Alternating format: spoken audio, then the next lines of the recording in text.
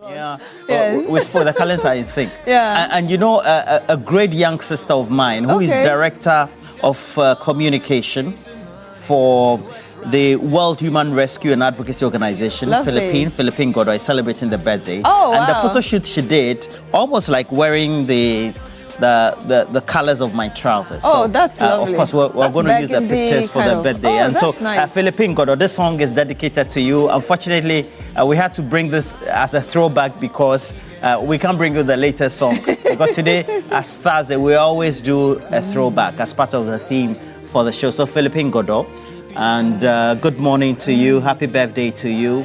Enjoy your day. You're a beautiful, thoughtful soul, so wishing you all the best for the day. And it's from everybody else, Kins, Gloria, Davina, as well as Delight, Michael Asari, the rest of the family, including Comfort Eden Tojo, who is your mom as well. And we wish you all the best, okay?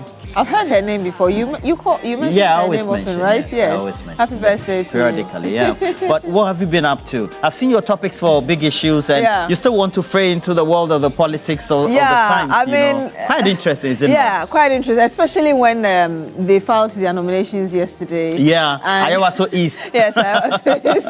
And it's funny when Rashid Tanko Computer, the director of elections, saying that, well, they are going to give the MPP the biggest defeat ever. And the MPP also saying that, well, they believe that things should go well. And I think it's going to be an interesting by-election on the 3rd of March. But with what happened with the internal election of the governing NDC, Baba Jamal, eventually he emerging as winner, I think it's important to really find out, is there any way we can do things separately or differently? So, yes, that's something that we'll be going into with the women, of course. Yeah. The other issue which has dominated conversations as well, the cocoa financial crisis that eventually got the president to chair an emergency meeting yesterday. The finance minister going to speak about it to us later today is also something that we'll go into, yes. Well, certainly. Yeah. And you know, the name you said looked familiar is because you had an interview with them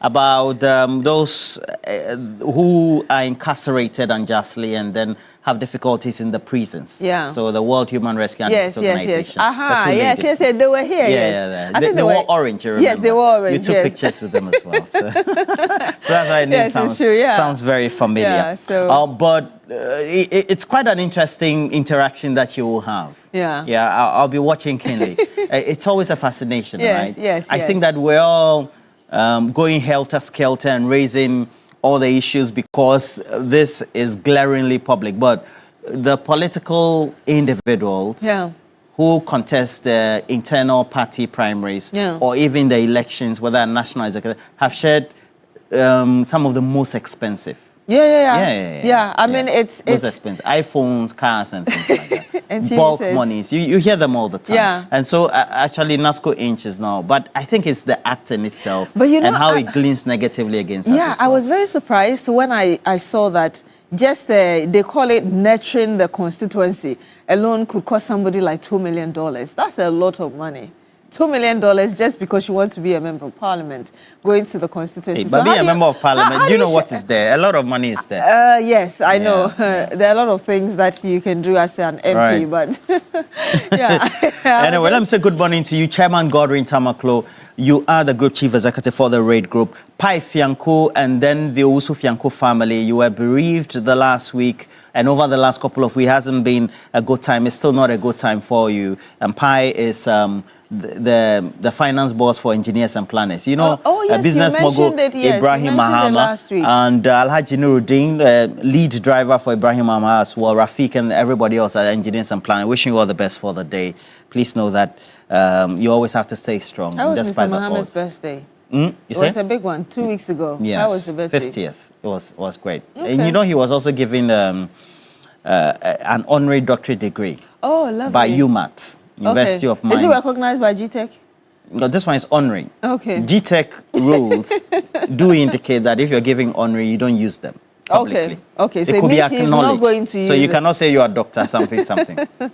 But previously, before Professor Jinapo started his raid, we were using it. And that's why I asked whether really GTEC has approved of that. Because we don't want another issuance of a statement that stop using it because we haven't approved on the sidelines, Felix Kwachofoso is telling us that the Finance Minister, Kesiel Atoforsen, will be detailing in an interaction today how the Finance Ministry wants to deal with the cocoa farmers who have been paid. You know, we have a problem on our hands as a country.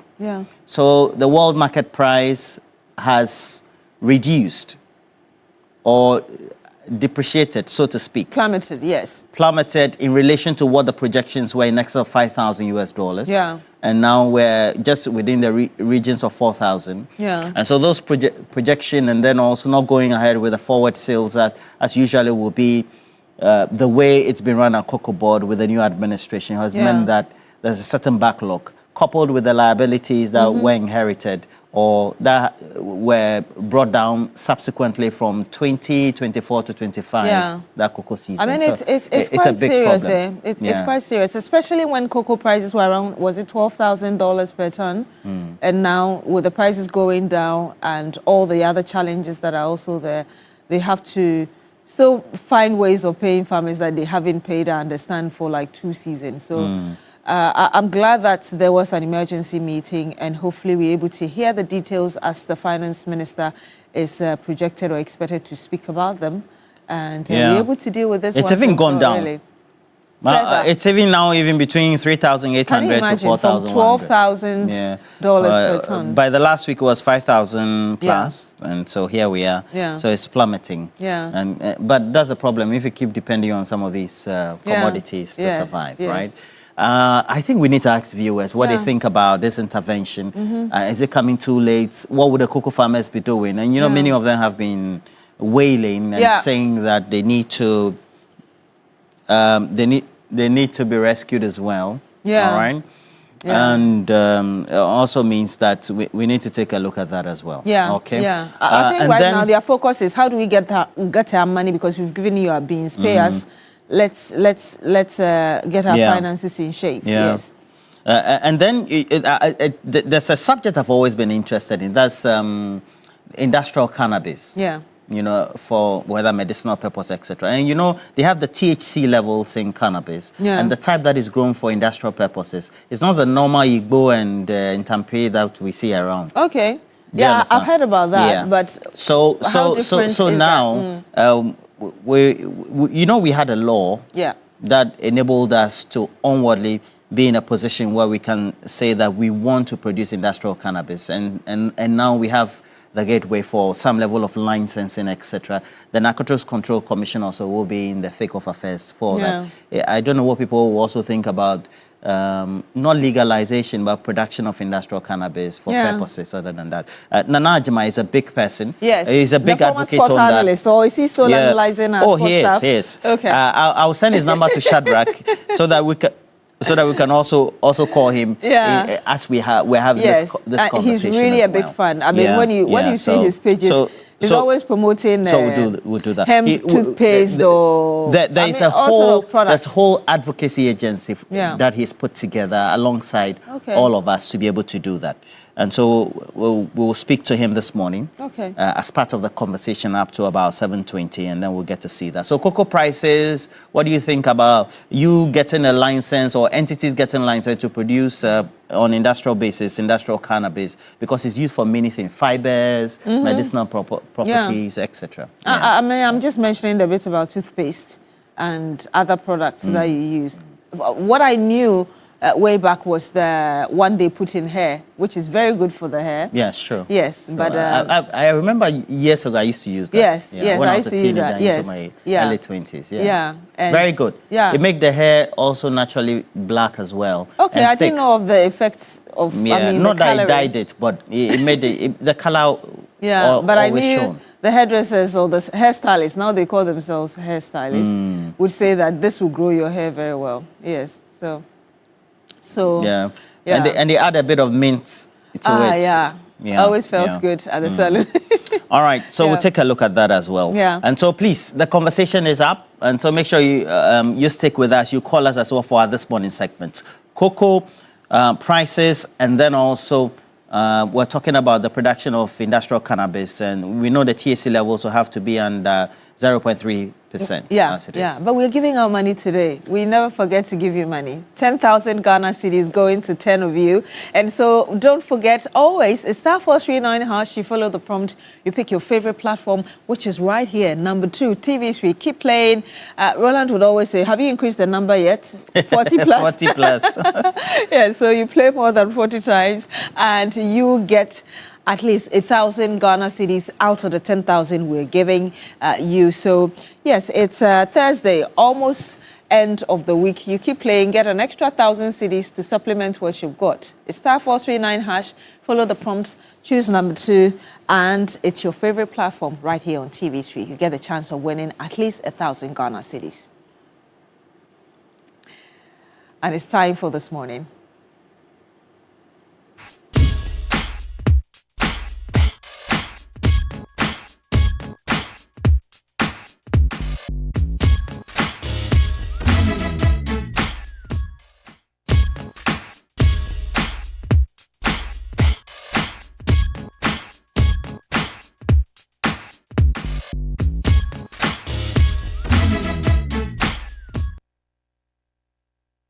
And like you just heard us say this morning, we're looking at the finance minister coming to tell us about the details of that emergency cabinet meeting yesterday regarding the financial crisis within the cocoa sector.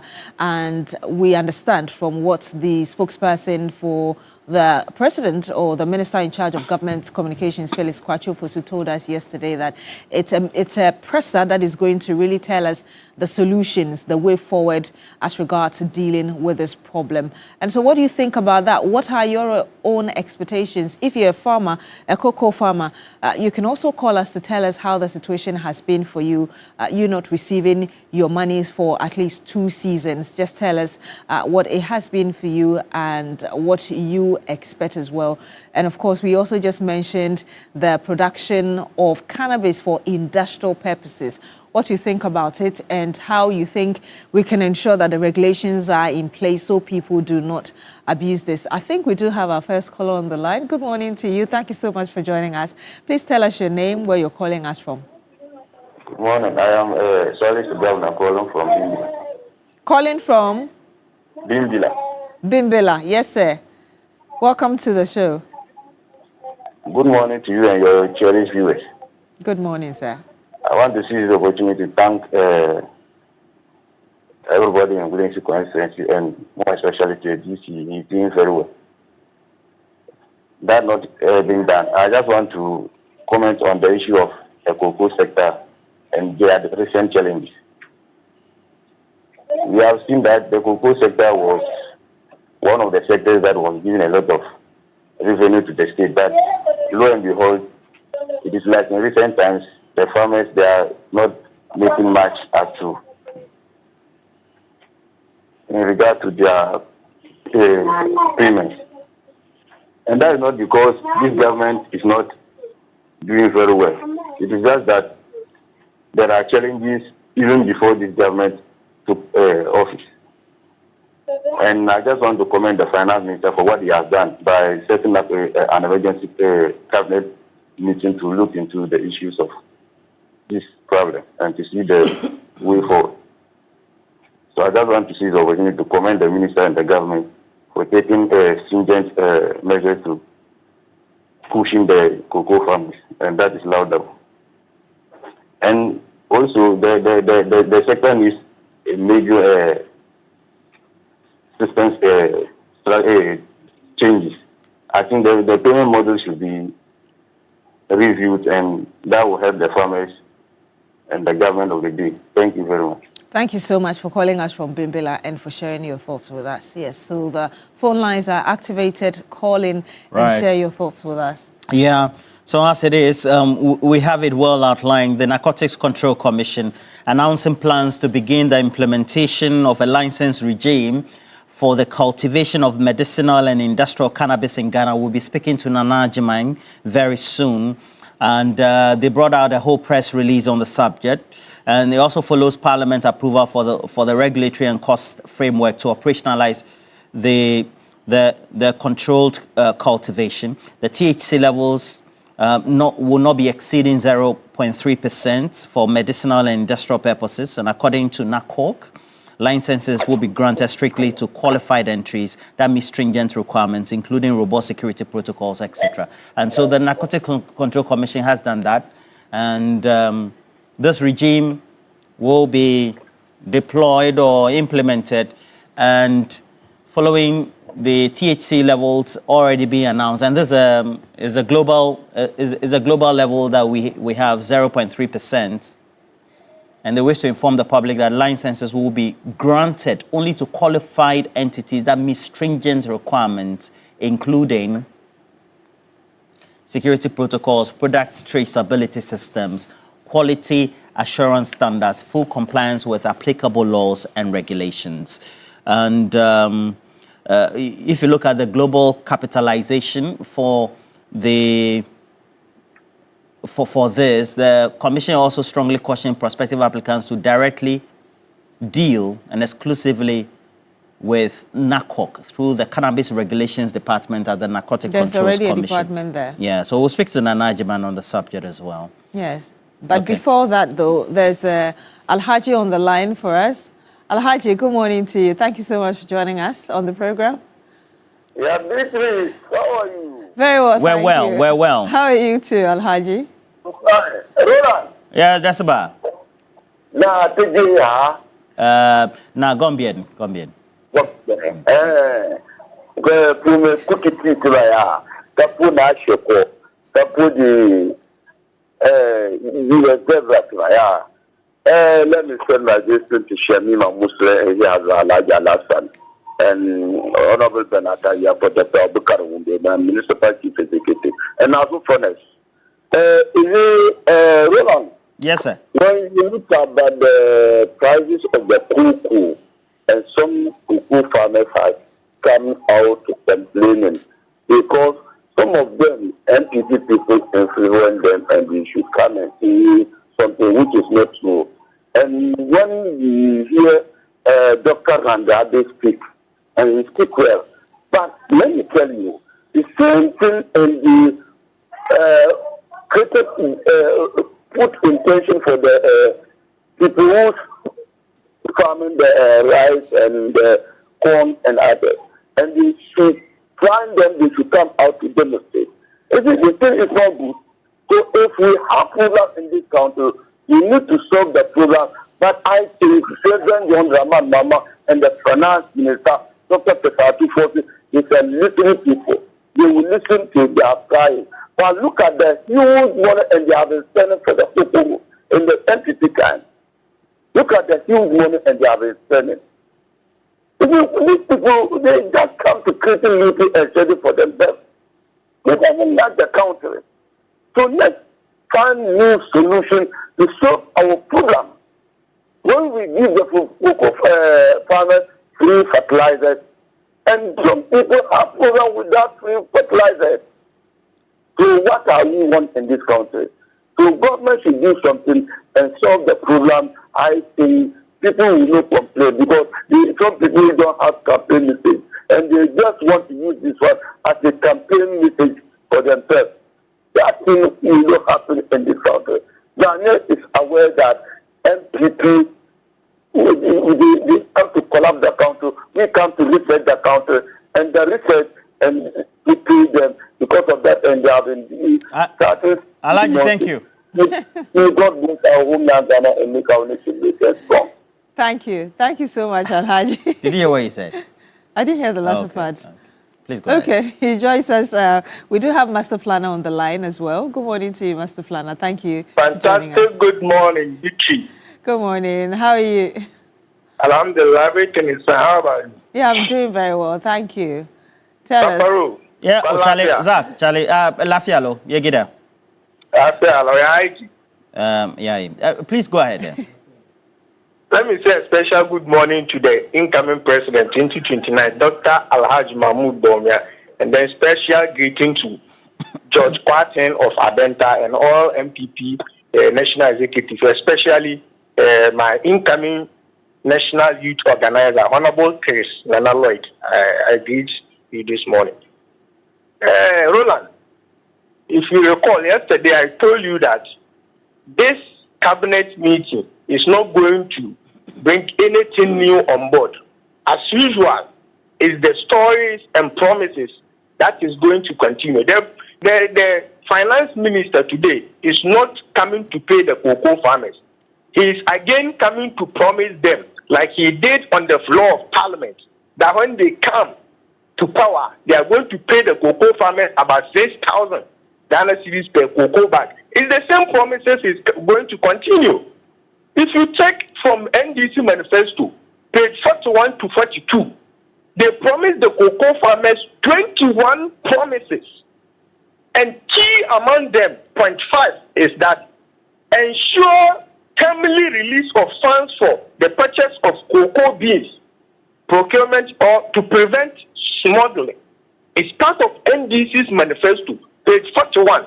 Again, they promise again, the point 11, establish cocoa colleges in cocoa growing regions to train cocoa farmers and extension officers.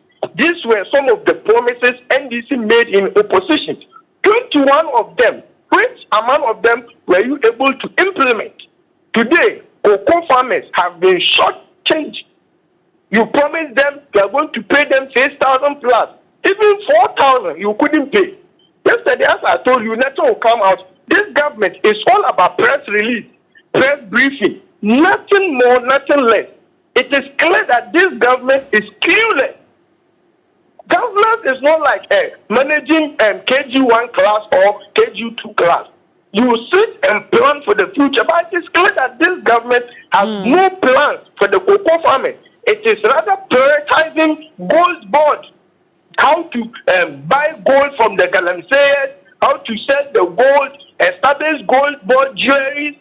It's a good thing, but the cocoa farmers also deserve better. You see, it's not only cocoa farmers that this government is not able to pay. As I talk to you right now, UTAG are on strike.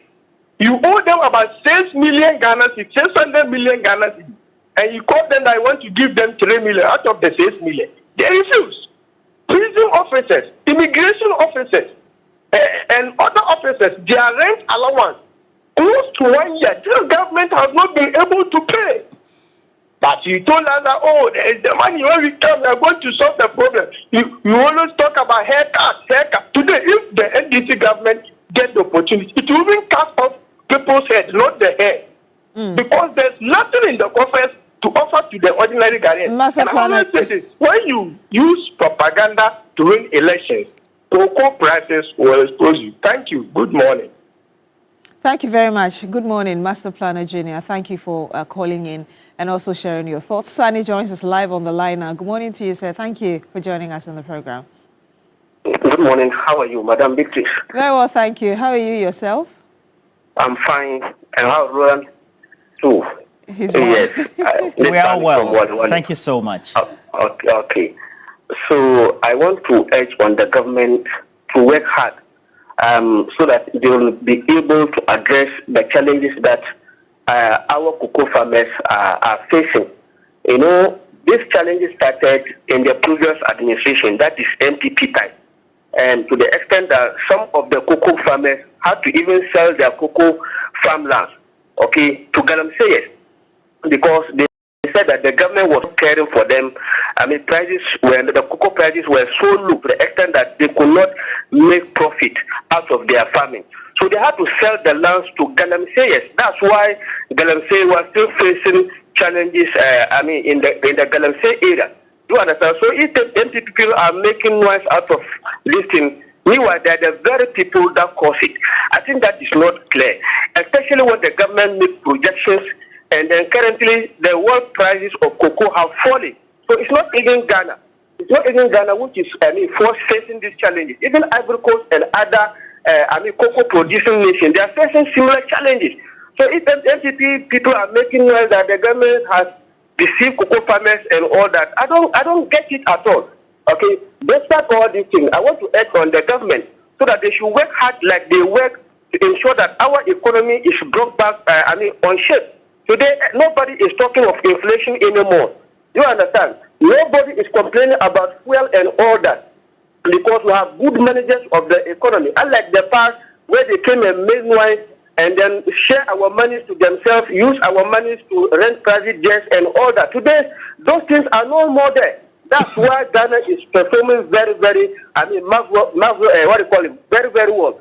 So I want to urge on the government. Despite all these challenges that the NTT calls for us, they should make sure that they address the challenges so that our cocoa farmers will be happy. They will not sell their lands more to Galamseyers and all that. Thank you very much. Thank you very much, Sani, calling us from Wale Wale, as always. Peter T., good morning to you. Thank you for joining us on the program as well.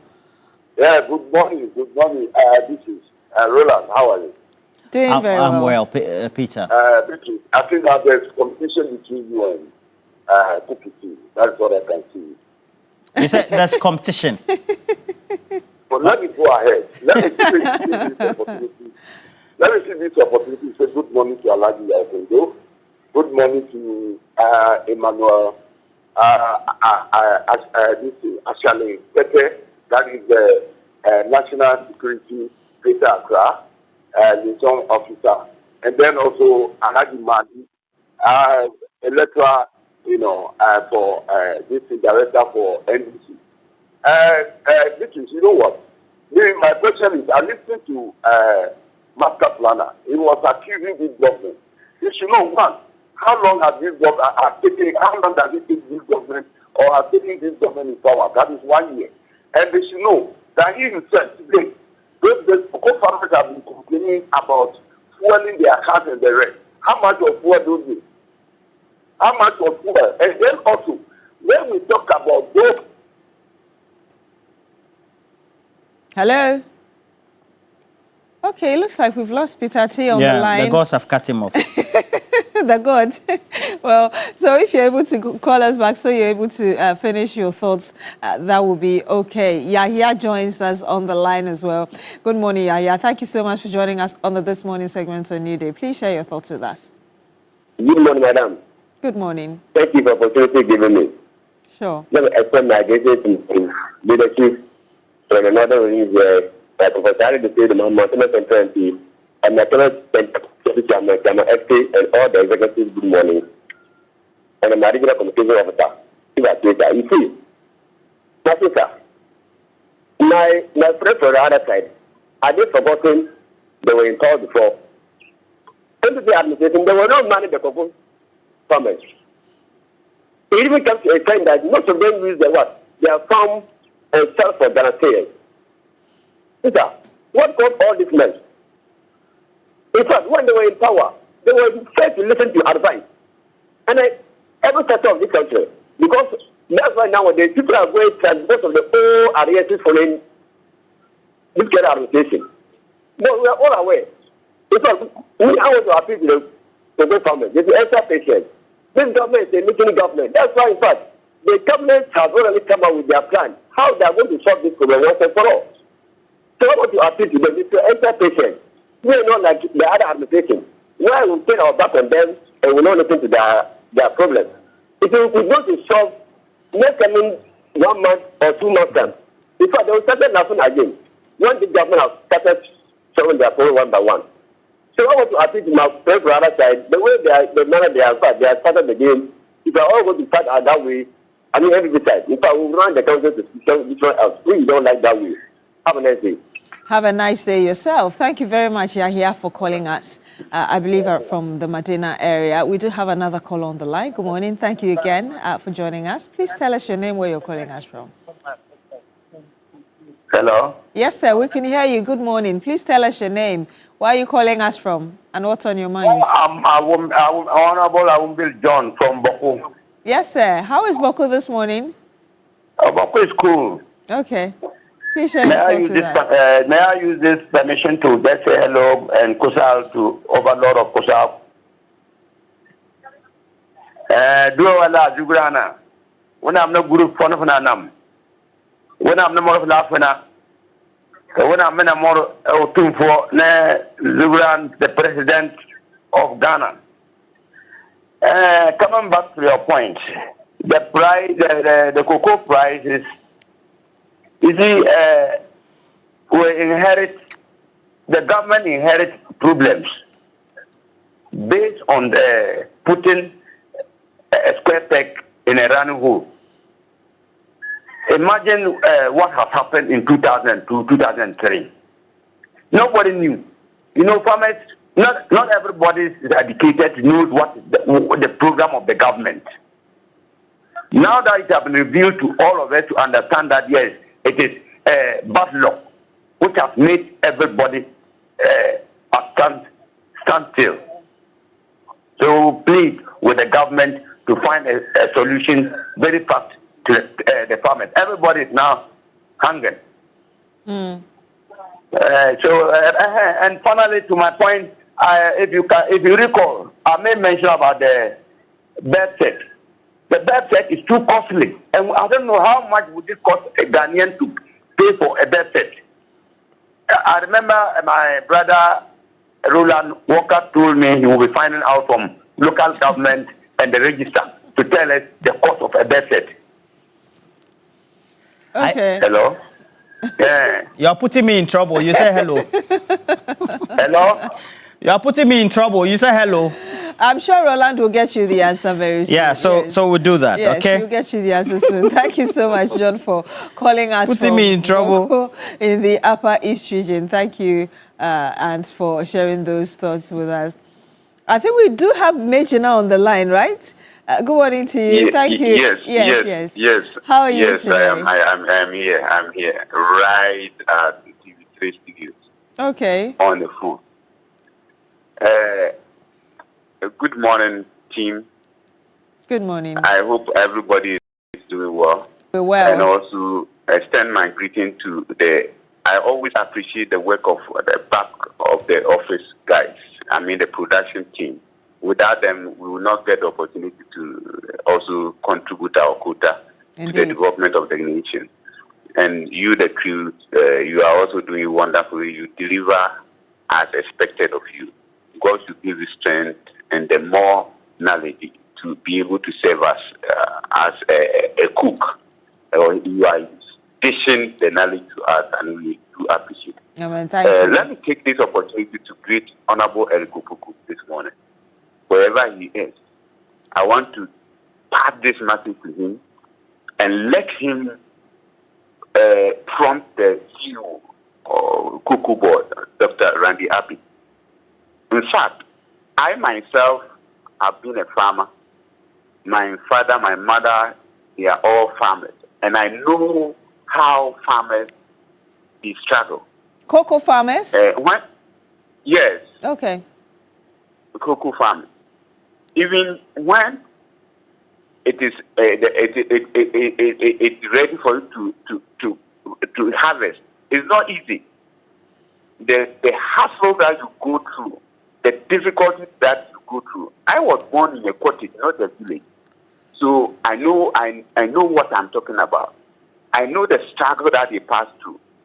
So for a cocoa farmer to pass through this struggle, to come out with the proceeds, and you to buy it and give the person to also get some little coins and buy more money to feed the family. And if you are delaying it, I think nobody will feel okay. So the buyers shouldn't take undue advantage of the farmers, because the law does not take retrospective effect. Government increase the price of the cocoa price. So if you are a buyer and you go to the world market and the price are reduced, give them their price. We get money to do something that I sometimes think it is unnecessary. But how much somebody who is giving us cash crop, and you know commercially, cocoa is one of the backbone of Ghana, agri. It is cocoa that we used to say Ghana is agri economy. So if these people are being treated this way, is it fair? So the buyers, the government should go to them, let them, the money that have been given to the farmer buyers, they should quickly, as much as possible, give the money to the cocoa farmers. And if you pay and some remain, then they will see that you have done your part. But you cannot give the money expecting that you want to have agreement with the government before you release the money. Regina, thank you. Please reduce. It's very unfair. It is very painful. Thank you. Thank you so much. So we have a couple of comments and quite some fiery speeches and then also content here and there. This one is coming from Edu Boating, who says that I'm here in the Eastern region and you can clearly see that the farmers are visibly worried about whether they will be paid in due time. But more so is the bigger picture that we all need to think about.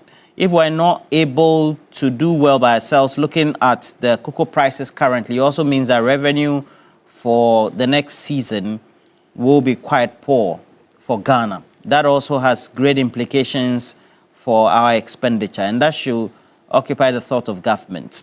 And then straight away, Stephen Penn, good morning, also texting from WA, says that Master Planner should blame his MPP government. In 2016, the NDC hit 1 million production target, and the decline started in 2018 when Galamsey took center stage.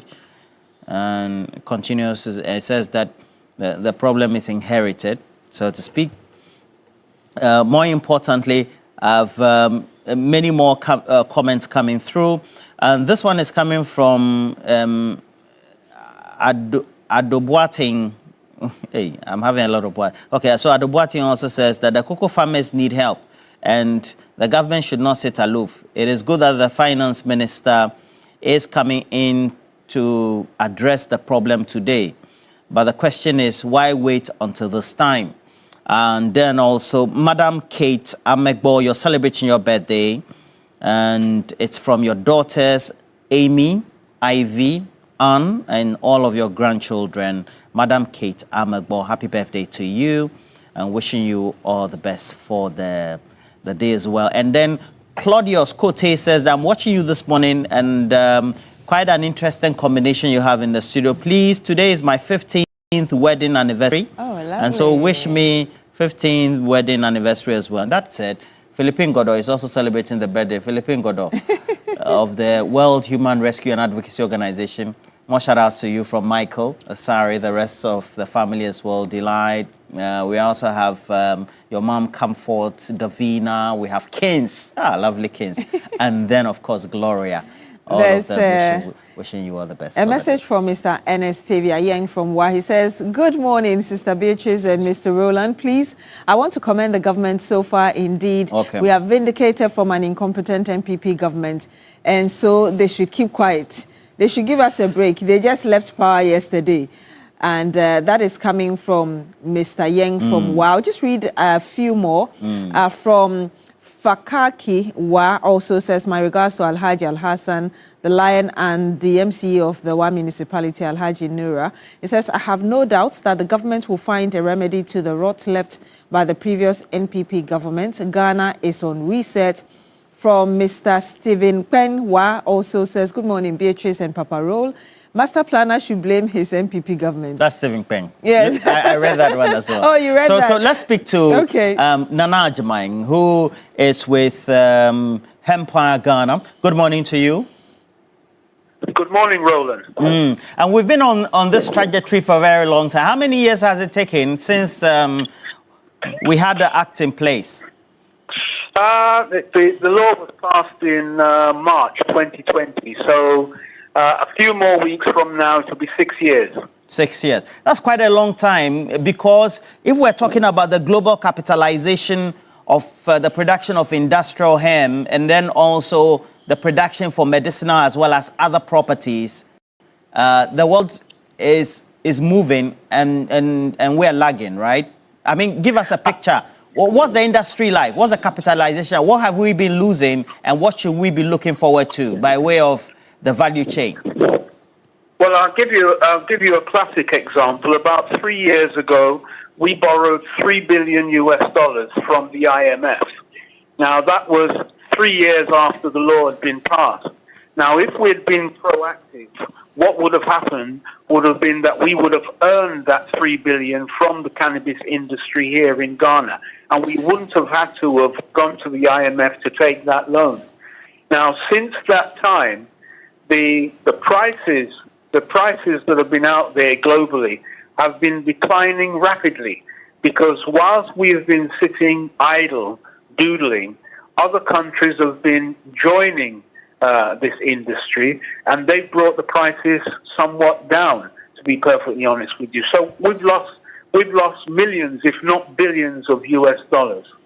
However, you know, nothing happens before its time. And what we're looking at, if this industry is managed properly, is that you're talking about potentially thousands of young people being employed, not only on the farms, but also in terms of processing and manufacturing. Because, I mean, look, let's face it, you know, in terms of processing, we can produce hemp wood, which is stronger than the wood we use at the moment. Everything plastic can be made out of cannabis, and it's biodegradable as well. Yeah. So the challenges that we have every time it rains, because we carelessly toss plastics into our drainage, you would see that within 60 days, plastics would biodegrade. On top of that, you've got hempcrete, which can construct the building you're in. It can construct any building, and all buildings constructed by hempcrete absorb carbon dioxide, which is very, very important. Now, there's a whole conversation on the positives of it, but there seems to be a certain misconception out there. I remember when the law, for example, was passed, we did a documentary. That documentary got I don't know, scrutiny from the Narcotic Control Commission at the time, at the time, and you even had to come in, etc., but still we couldn't air it. The misconception that people seem to assume that industrial cannabis production is the same as just normal hemp. Just give us that misconception. And then also, in terms of the production, people assume that, well, we have fertile land, it's produced, but where are the areas where it can be produced, and how is it going to be well protected in such a way that it just doesn't fray into the market, so to speak? Okay, well, first off, the misconception. And this is a misconception that is peddled by the media, it's peddled by the police, and it has also, in the past, been peddled by the Narcotics Control Commission itself as well. They say, through lack of knowledge, we perish. Now, basically, the law provides for the cultivation of industrial hemp with a THC limit of 0.3%. Now, THC is short for tetrahydrocannabidiol. It is the compound within the plant that gives you the high when it is consumed through smoking, for example. That's the main example that we know. Now, in industrial hemp, when you have a THC limit of 0.3, it is basically negligible, because really, in order to acquire that high, you need to have a THC of about 5% and rising. I mean, most marijuana plants have THC levels of about 15 to 20 to 25, and it can even go much higher. So this plant is a cannabis plant, but the THC is non-existent. So even if you sat in a room with a room full of industrial hemp and you decided to smoke even half the room, you would not get that impact whatsoever. So the talk about abuse and all this, it shouldn't even come into this at all. This plant is strictly for industrial and medicinal purposes only. It can never, ever, ever be abused. And we have to make that distinction very clearly. The media must make that distinction very clearly in order to assist us in educating the general populace. So that's what has been approved by law. All right. That is what has been approved. Okay, Nana Ajman, thank you for this. This is just the early part of the tip of the iceberg. We need to do that. I don't know whether I can advocate and lobby the producers of Agenda with the host right here, so that we'll have a bigger conversation. I've got to come in the studio, Roland. Come on, I've been sending don't worry. You know that I'm a proponent. I've got to come in the studio. You know that I'm a. Let me tell you this, Roland. You know that I'm a proponent. I'm a proponent or a promoter of cultivating cannabis for medicinal and industrial purposes on that large scale. Let me tell you this quickly before I go. We have a serious problem with galamsey, and I want you to know, because you asked about where it can be cultivated, and I want you to know that everywhere where the land has been degraded and poisoned with the toxins, etc., you can cultivate industrial hemp there, and it will clean up the land through a process of phytoremediation. Because we talk about stopping galamsey, but we don't talk about what we're going to do in order to reclaim the land so farmers can go there and start cultivating cash crops or whatever it is again. Through the process of phytoremediation, we can clean up the land, we can reclaim the land, and we can also clean up our water bodies too. Okay. But bring me in the studio. That's what you got to do, Roland. Yeah, we'll do. We'll do. Oh, Nana, Jim, make her relax. Well, thank you so much, Nana Jiman, CEO for hemp. A great Ghana Limited and great advocate for a production of industrial cannabis, and I just find it quite interesting. I've been on this for the last, I think, 7-8 years. Coco was asking you a question. I haven't researched, etc. Because I have a friend went to school together. He's in the US now, and basically that's his business, the business he does. I think if we and then he contacted me some 6 years ago when and before then we had done a lot of work in it. We should exploit. That's a good thing. I mean, sometimes you can even get fiber out of it. People assume that it's only Igbo because, but then we have the permissible limits that you can take. And for me, that's where, I mean, that's what I see as very important or find very important. We should be able to regulate it properly so that we get the purpose for which this law has been passed. But let me just read a few messages. This is from Prince Henry Kuforidia. Good morning. Okay, welcome back, beautiful Beatrice. Thank you very much, Prince. It says, on the cocoa issue, I want to commend the government for the initiative taken to curb the menace. We will continue to apologize to cocoa farmers for the delay in payment. Together, we will make Ghana better. From Mr. Simon Yen Wa says, good morning, Beatrice and Roland. I commend the government for the swift intervention to save the cocoa sector. Promoting cannabis production for commercial purposes is a good idea. My little worry, however, is whether its production will not be abused, just as we have seen in the case of opioids. And yes, so thank you so much for sending in your messages. Well, are you looking for a university that will prepare your child for the future? Then Academic City University is just the best choice for you. At Academic City, we do not just teach, we nurture creators, innovators, and leaders who shape tomorrow's world. We offer undergraduate programs in engineering, computational sciences, business and communication arts, and our BSc in artificial intelligence and robotics engineering are the first and only one of its kind in sub-Saharan Africa. With world-class facilities and industry-experienced faculty, students do not just learn the latest technology, they actually create it. And for the working professional and also young graduates, we have got you covered as well with our MSc programs in cybersecurity and data science analytics, as well as our professional certificate programs. Remember that at Academic City, our programs are practical, relevant, and future-focused. Call us now on 026-269-3870 or visit acity.edu.gh for more information. Admissions are now open. Academic City, make your mark. And of course, if you want a snack that will fill you up morning, afternoon, or night, remember that there's always Nutri-Snack, and that's the granola bar. You can go to any store and grab a copy. There's wheat, there's honey, and all the essential ingredients you need to give you energy-filled day. Yes, keep your energies high and get granola bar Nutri-Snack, filled with all the essential nutrients you need to keep your day powered. Now, 2026 is a year to travel, explore, and experience more. Global Wings Travel Tours, in partnership with Media General, invite you to experience the best of Malaysia and Singapore this April.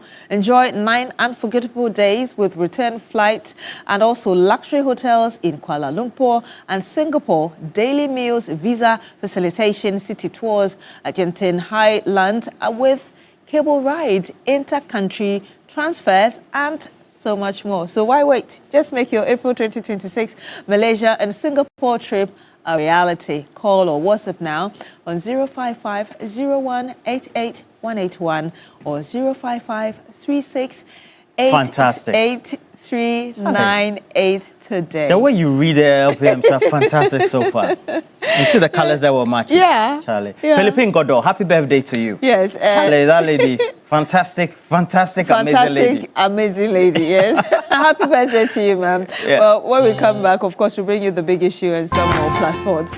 Yes.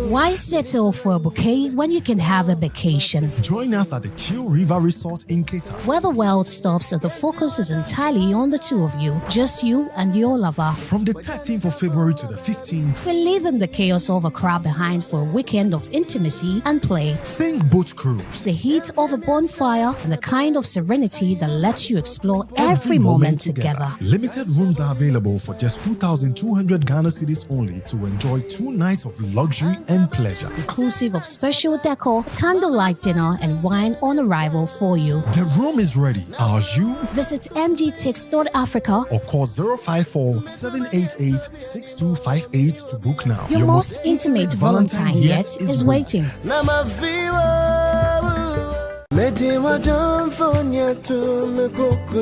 Why settle for a bouquet when you can have a vacation? Join us at the Chill River Resort in Cater. Where the world stops and the focus is entirely on the two of you, just you and your lover. From the 13th of February to the 15th, We're leaving the chaos of a crowd behind for a weekend of intimacy and play. think boat cruise. The heat of a bonfire and the kind of serenity that lets you explore every moment together. Limited rooms are available for just 2,200 Ghana cedis only to enjoy 2 nights of luxury and pleasure. Inclusive of special decor, candlelight dinner, and wine on arrival for you. The room is ready. Are you? Visit mgtix.africa. Or call 054 788 6258 to book now. Your most intimate Valentine yet is waiting.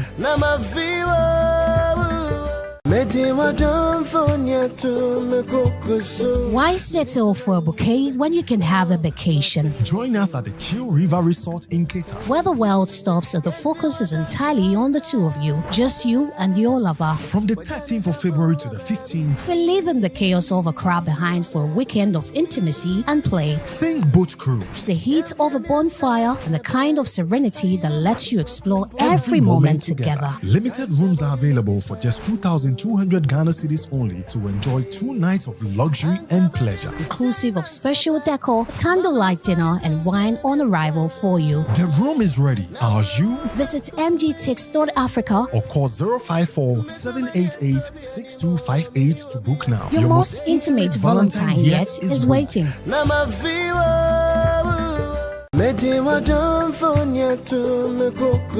Why settle for a bouquet when you can have a vacation? Join us at the Chill River Resort in Cater. Where the world stops and the focus is entirely on the two of you, just you and your lover. From the 13th of February to the 15th, We're leaving the chaos of a crowd behind for a weekend of intimacy and play. think boat cruise. The heat of a bonfire and the kind of serenity that lets you explore every moment together. Limited rooms are available for just 2,200 Ghana cedis only to enjoy 2 nights of luxury and pleasure. Inclusive of special decor, candlelight dinner, and wine on arrival for you. The room is ready. Are you? Visit mgtix.africa. Or call 054 788 6258 to book now. Your most intimate Valentine yet is waiting.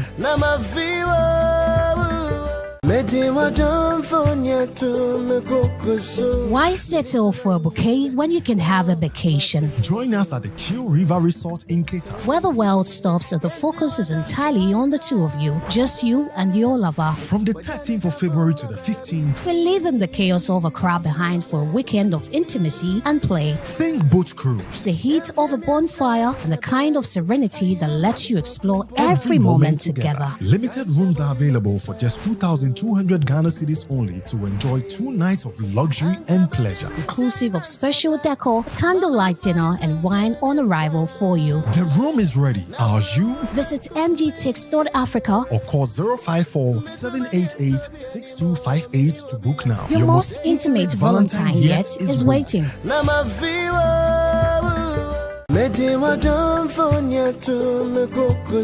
Why settle for a bouquet when you can have a vacation? Join us at the Chill River Resort in Cater, Where the world stops and the focus is entirely on the two of you, just you and your lover. from the 13th of February to the 15th. We're leaving the chaos of a crowd behind for a weekend of intimacy and play. Think boat cruise. The heat of a bonfire and the kind of serenity that lets you explore every moment together. Limited rooms are available for just 2,200 Ghana cedis only to enjoy 2 nights of luxury and pleasure. Inclusive of special decor, candlelight dinner, and wine on arrival for you. The room is ready. Are you? Visit mgtix.africa. Or call 054 788 6258 to book now. Your most intimate Valentine yet is waiting.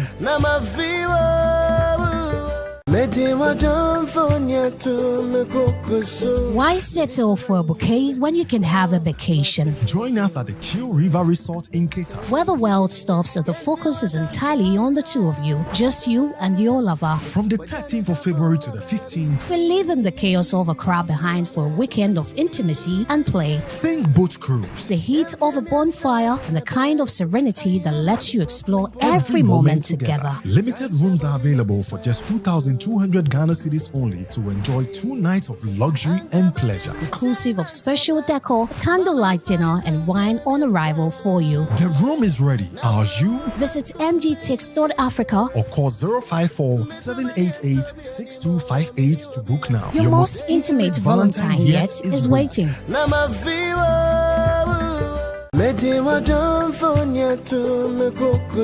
Why settle for a bouquet when you can have a vacation? Join us at the Chill River Resort in Cater, Where the world stops and the focus is entirely on the two of you, just you and your lover. from the 13th of February to the 15th. We're leaving the chaos of a crowd behind for a weekend of intimacy and play. Think boat cruise. The heat of a bonfire and the kind of serenity that lets you explore every moment together. Limited rooms are available for just 2,200 Ghana cedis only to enjoy 2 nights of luxury and pleasure. Inclusive of special decor, candlelight dinner, and wine on arrival for you. The room is ready. Are you? Visit mgtix.africa. Or call 054 788 6258 to book now. Your most intimate Valentine yet is waiting.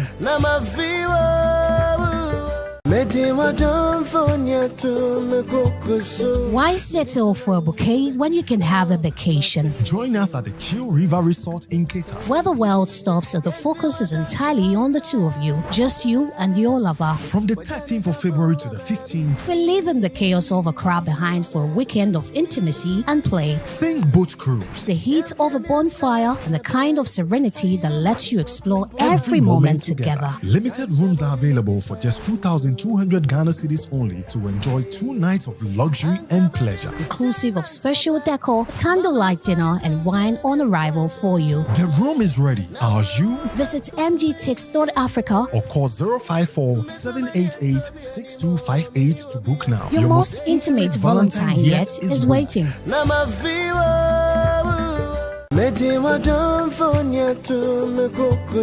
Why settle for a bouquet when you can have a vacation? Join us at the Chill River Resort in Cater, Where the world stops and the focus is entirely on the two of you, just you and your lover. from the 13th of February to the 15th. We're leaving the chaos of a crowd behind for a weekend of intimacy and play. Think boat cruise. The heat of a bonfire and the kind of serenity that lets you explore every moment together. Limited rooms are available for just 2,200 2,200 Ghana cedis only to enjoy 2 nights of luxury and pleasure. Inclusive of special decor, candlelight dinner, and wine on arrival for you. The room is ready. Are you? Visit mgtix.africa or call 054 788 6258 to book now. Your most intimate Valentine yet is waiting.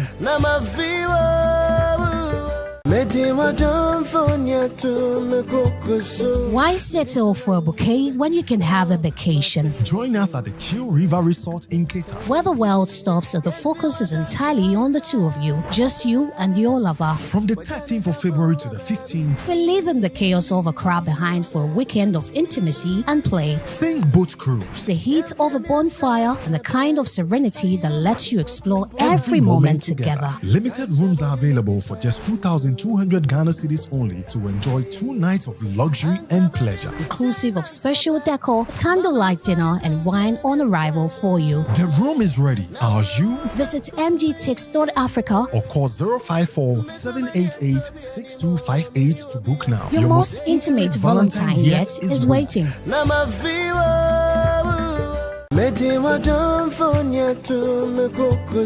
Why settle for a bouquet when you can have a vacation? Join us at the Chill River Resort in Cape Town, where the world stops and the focus is entirely on the two of you, just you and your lover. From the 13th of February to the 15th, we're leaving the chaos of a crowd behind for a weekend of intimacy and play. Think boat cruise, the heat of a bonfire, and the kind of serenity that lets you explore every moment together. Limited rooms are available for just 2,200 Ghana cedis only to enjoy 2 nights of luxury and pleasure. Inclusive of special decor, candlelight dinner, and wine on arrival for you. The room is ready. Are you? Visit mgtix.africa or call 054 788 6258 to book now. Your most intimate Valentine yet is waiting.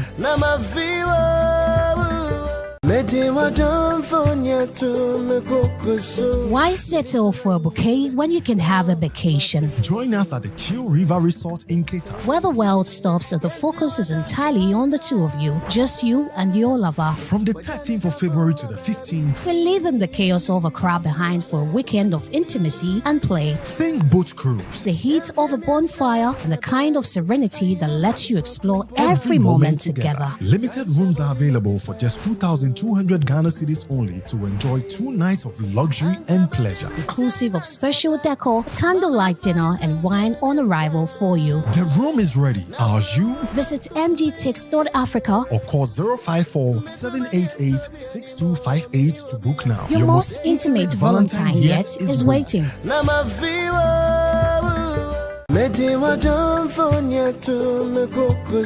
Why settle for a bouquet when you can have a vacation? Join us at the Chill River Resort in Cape Town, where the world stops and the focus is entirely on the two of you, just you and your lover. From the 13th of February to the 15th, we're leaving the chaos of a crowd behind for a weekend of intimacy and play. Think boat cruise, the heat of a bonfire, and the kind of serenity that lets you explore every moment together. Limited rooms are available for just 2,200 Ghana cedis only to enjoy 2 nights of luxury and pleasure. Inclusive of special decor, candlelight dinner, and wine on arrival for you. The room is ready. Are you? Visit mgtix.africa or call 054 788 6258 to book now. Your most intimate Valentine yet is waiting.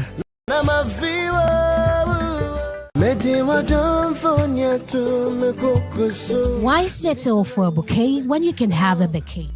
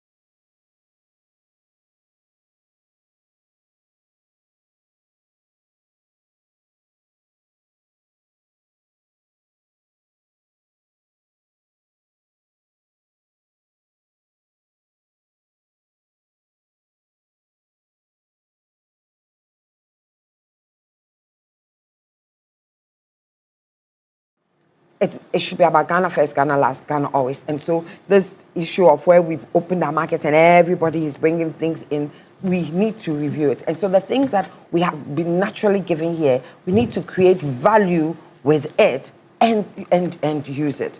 So what we can use, we use. What we can't use, we export, and then we make more money. And this, I mean, I know that there was a thorough debate about it. They looked at it and they decided that it was useful for this country because other countries have benefited from the cannabis that they do. And the levels in which they are being grown is not the levels that you are going to 0.03. It's not the one that you are going to put in your, and have a puff and you know. So what we hope is like that the narcotics board do the proper or they are a strong regulatory entity, you know. Because, haven't they proven to be so over the years? Well, this is a different sort of thing, you know. Over the years, they went out, they caught people doing it, they destroyed it, etc., etc. This kind of regulatory it's a different path, you know. So they must ensure that they aren't the abusers. They are already warning us about the Goro boys who will come and things like that. There will always be people, criminal minds, who would want to take advantage of the situation to profit from it. And so regulation must be tough. And the examples are there where, you know, the FDA is one of the best on the continent. You understand? They have built the FDA up to that point. We would hope that the narcotics board, who are in charge of, would also gain that kind of efficiency and effectiveness and gain that kind of reputation that this one, you can't, no shenanigans can go past them. And I'm coming to you, Nanaya, because as of 2024, Madam Susan Aduana-Mankwa, you talked about the benefit. The global legal cannabis market was valued at approximately $21 billion US dollars, with projections suggesting that it could reach about $100 billion US dollars by 2030. I think that Madam Susan Aduana-Mankwa made a point about how to ensure that we fit within the regulatory framework by ensuring people do not abuse it. How do you expect that to happen? Briefly, and then I'll come to you. Good morning, Beatrice, and good morning to my sisters, my auntie and my sister. You're looking nice. My auntie too is flashy. And good morning to all my friends. And good morning to the military attaché at the Flagstaff House, Colonel Bashir Issa, one of the handsome military officers you can find around. Bash, good morning. You see, I'm quiet. Auntie was talking. You see, I hope this one would not open the gate for people to abuse cannabis. Enforcement and monitoring should be key. It should not be a talk shop that we are going to make sure they do the right thing. There should be systems in place to ensure that they are monitoring. You get a proper tight system. Because you see, as it stands now, there's a thin line between what people are smoking and what they are growing for the industrial use. A thin line because if they don't put in the right systems to monitor and evaluate, it can be mixed up. So we need to, the Narcotics Control Board, for me, needs to be very vigilant on this matter. There is no doubt that medicinal cannabis is now one of the things or one of the areas that is bringing money into the world, the global markets. I once passed by a shop like that in the US, and I went back and I asked them a few questions. So it is a good start, but they should also have clarity.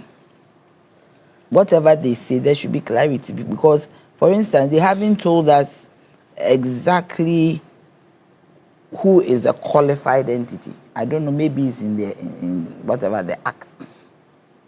Because they should be very specific. That when we were having some backroom discussions, Auntie Susan said, this is for those who are in the medicine industry. The commercial medicinal production. Yes, so they should tell us who are the qualified entities. Are they those who produce medicine in Ghana, like all the companies? Are they the traditional people who also do medicines in Ghana? What quantities can be used in these medicines? You get, especially the local traditional medicines that we have. Because you don't want a situation where somebody bottles something, then labels it cannabis, and people will be just drinking it. We have seen it happen. There are so many things on the market today. When you go to Makola, there are so many, some of them, they said it's for Botox, some of them say for all manner of things. They're on the market. I'm surprised. And Susan is saying FDA is one of the best. When you go to town, the things that are on the market, you'll be shocked. I don't even know how they get in. The other one is smuggling. You know, we have these porous borders. So we need to be, we need to collaborate. You get me? Customs, with immigration, to make sure that when these things are grown, they are not smuggled. The good side of it is that it will be a good export commodity, because most people, most countries are asking for it. But the smuggling aspect, so that you see that we are growing it in bulk in this country, in a mass in this country, by the end of the day, you won't find the product. Because this is an so then Ghana gets to lose the economic benefit of producing it. Do you get it? The financial and economic, everything, we will lose it because people are carrying it and nobody is looking. Then we will hear all manner of things at the end of the day. But that would also mean what kind of prices you set for those who are into the production. That is what I'm saying. So we need to watch. I mean, the regulatory regime should be very stringent. You get it? Sometimes we do things and we say that, oh, because they have to be used as a product or an input for medicine, we are not going to maybe price it too high. We have to meet some equilibrium that will discourage people from smuggling it out. You raised an issue with the fact that Madam Susan Edwamankwa said FDA is one of the best. I mean, being a pharmacist, perhaps my assumption is that she knows what FDA does. You don't think that the problem with the kind of things we're seeing on our market could be the weakening of the post-market surveillance unit of the FDA? But it's still FDA. I think that FDA does many things. They may be short. Don't let it take my time. No, they may be short-staffed. In a second, and then Anaya would finish. Yes. Please go ahead, finish, and I'll go to Madam. You have just. Yes. I mean, so the point. What I'm saying is that FDA. Yes, she's a pharmacist. She know me. I'm a lay person. I'm a grassroots person. So I look at things and I see what is on the market. I see a proliferation of so many things. I peep into. Sometimes you go into a restaurant, you peep and you see what is in the kitchen. You don't even want to continue eating there. So they are not the ones supposed to be doing that. Who does the monitoring of that? Restaurants. No, no. But it's food. Is it not food? Yes, but the fact that they do food, but it will be that aspect. There are other agencies that are supposed to. Where are those agencies? I think the tourist board. There are agencies that go into the environmental. You see, that's what I was talking about. I was talking about collaboration. So there are different agencies. I am saying that collaboration. Once there is food, we are eating it into our body. They have to, because then maybe they have to collaborate.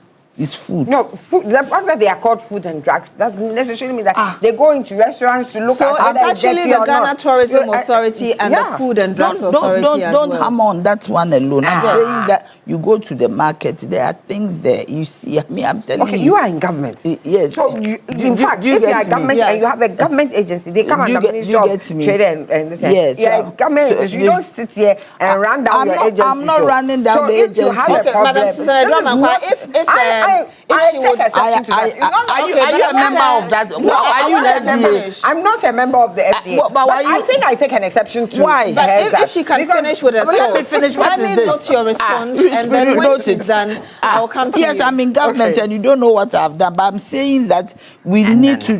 No, I'm serious because I have seen so many things I'm worried about as a person. Do you get me?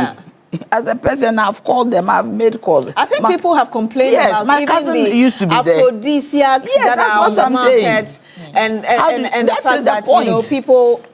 Yeah. And Susan, you and me have had discussions on kidney diseases that for young people. How are we getting there? You ask everybody, they tell you that these things that they drink, the aphrodisiacs. Yes. I don't know, I don't believe in, but you told me. How are they there? How did they get there? The fact that I'm in government, I can't, my area is not FDA, my area is energy. So if you come and you tell me about energy issues, I'm dealing with it. Somebody too is there. So I'm not running them down. I'm saying that let's do it right. Do you agree with me? Yes. I'm not being emotional. Let me concentrate on my weed. Madam Susan Adoma, please let me concentrate on my weed. I want you to finish now because Madam Gloria Menu has not even given her thoughts on this so I'm yet. saying that I'm saying that we need, it's a good move, very good move. We've been waiting for it. Maybe there'll be some disappointment because most people said they will grow weed, but now there's specificity to it. You get me? That you should be in a certain area before you can 0.3%. Yes, you can get the license.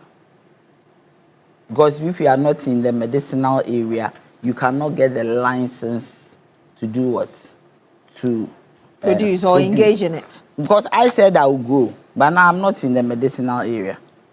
So I don't know if we don't know their qualifications. So we don't know if there's provision for people to even sell. I think in that statement I read from NACOC, it said that agencies interested should contact NACOC directly. So I believe if you're interested, you can contact NACOC and you'll be able to get all the necessary information needed, whether you even qualify. That is what or your company qualifies for it. So I mean, it's a good thing for me. We are starting, it's a good thing, but we need to also be careful that we don't cross the line. We don't cross the line. It's very, very important that we don't cross the line. Okay. Yes. Please, I want you to give your quick response and I'll take the thought of Madam Amenu. Okay, so maybe I hustled. You hustled me. I hustled you a little bit. You didn't hustle me. How did you hustle me? So you're fine. I'm about to apologize. Okay, so anyway, but the issue is you are in government.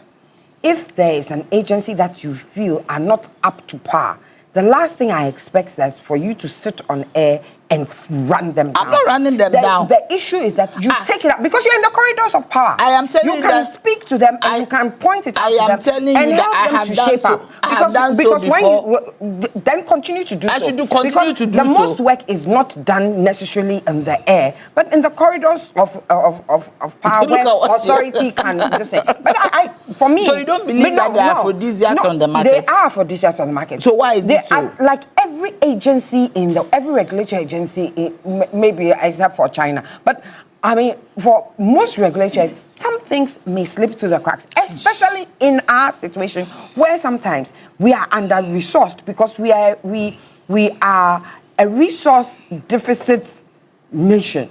We are rich, but yet we are poor because of certain things.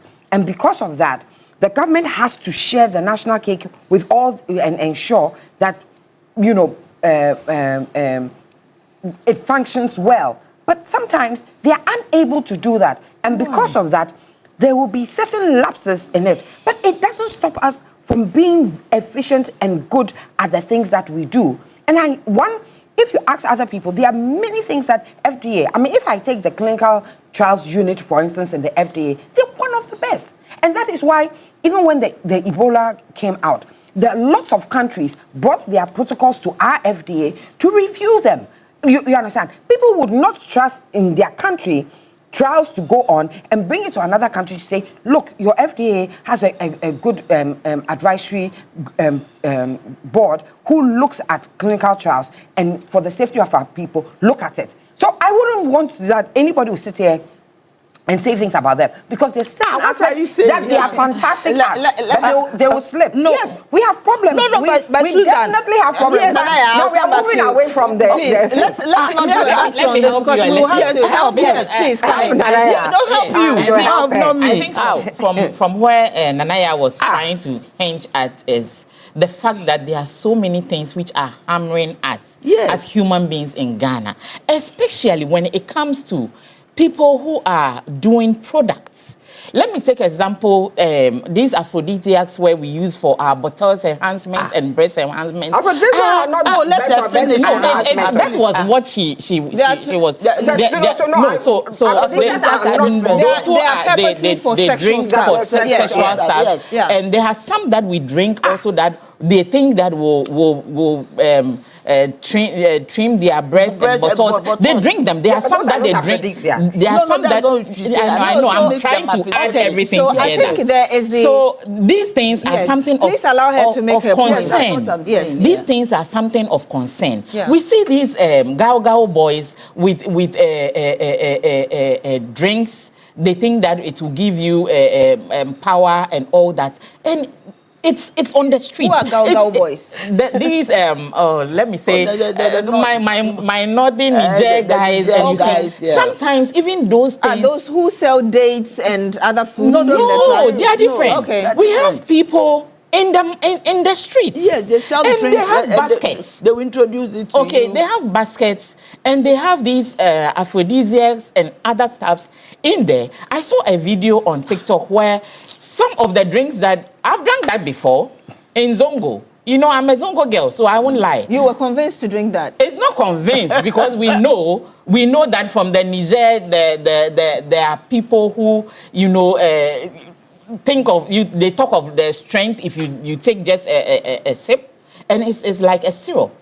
Okay, and it's everywhere in the Zongo streets. It's everywhere in the bases. The bases, like did you get any side effects? Because that's really one of the reasons we are talking about and this. I recently saw a video where they poured that liquor or drink or juice or whatever it's called on a plastic, and it melted. And I was like, ooh, and I didn't know, and I've drank it before. Okay, so these things are something that we see them everywhere. Yes, how did they come to the market? If you go to Nima Market right now, there are thousands of them that don't have FDA approval. So it's not just hammering on the organization or pulling them down, but it's a matter of concern to us. Because I have kids, we have family members, and they are purchasing them. How did they get to the markets?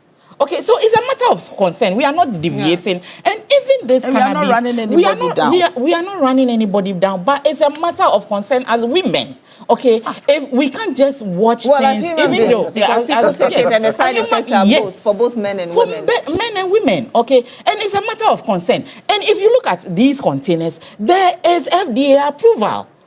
Okay, just recently, not all of them, because those who sell on the buses, they sometimes they use fake embossment. Other times there's nothing at all, but they convince people on the buses. Let's all voice let's all add our voices to it, okay?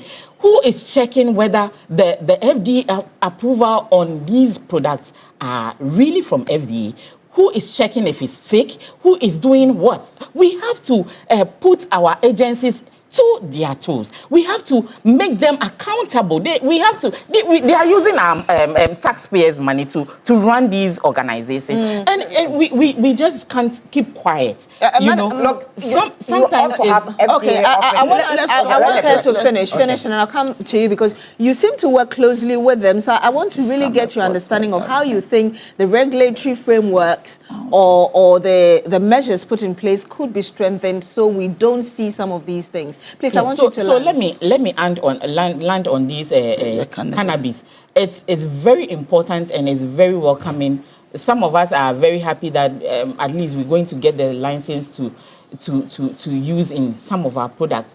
And we should also let them know that narcotics has to also work on certain things.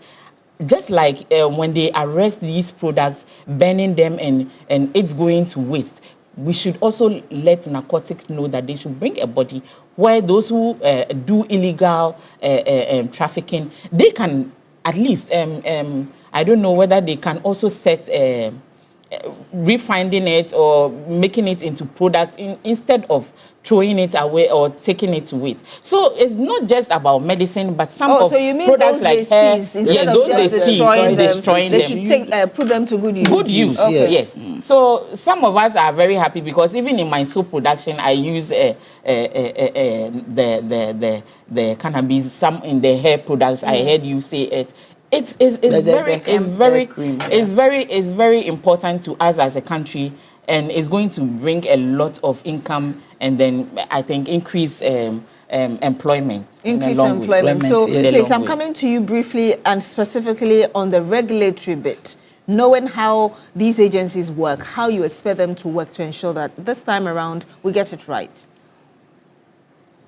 One, I think that they should be resourced properly. Look, the FDA, if you go to their district offices, they don't have the numbers to do that kind of policing. You understand? Our borders are porous, but the FDA are not the ones to be necessarily at the borders to do that. Other agencies must support. Other agencies also have resource constraints. You get it? If somebody, if people, she says she lives in Nima and she knows that somebody is doing something. Okay. So somebody is doing something that you believe does not benefit the community.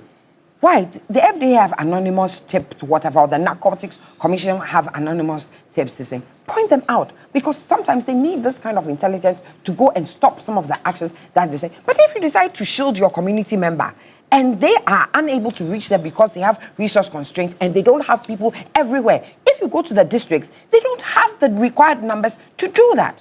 You understand? And of course, with a government freeze on employment, unless the government has opened employment and the people are allowed to employ more people, then the government will say, I can only take 50 people more. Do you expect to have 50 agents all over the country? You get it?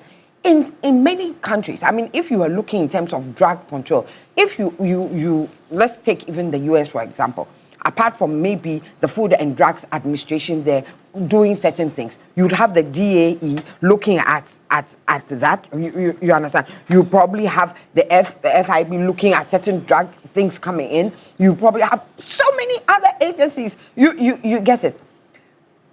Of course, they must work together so that there is synergy and that the summation of their efforts bring us the same. But we cannot,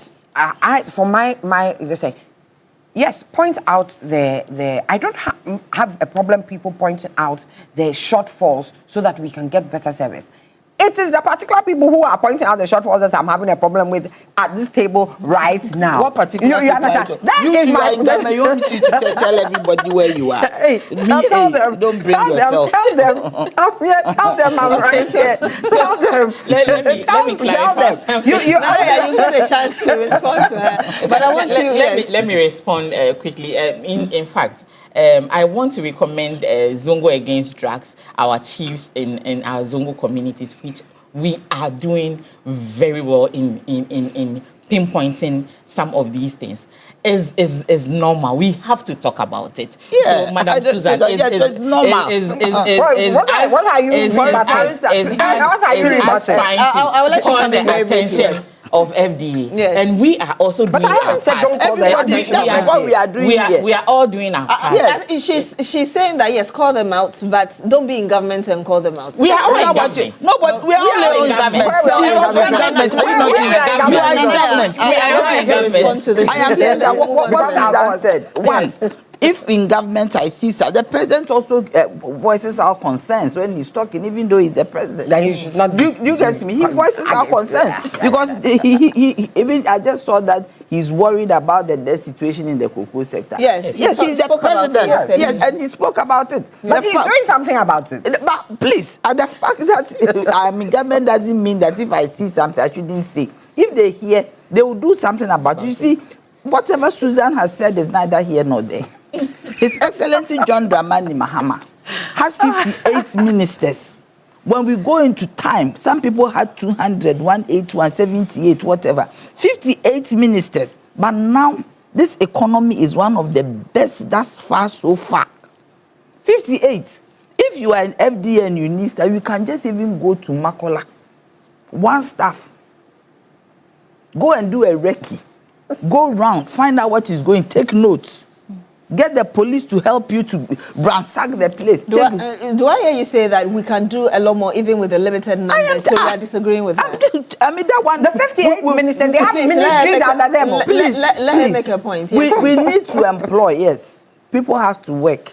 But if you don't have that kind of, it doesn't mean you shouldn't work. Do you understand? Mahama Care, she just started.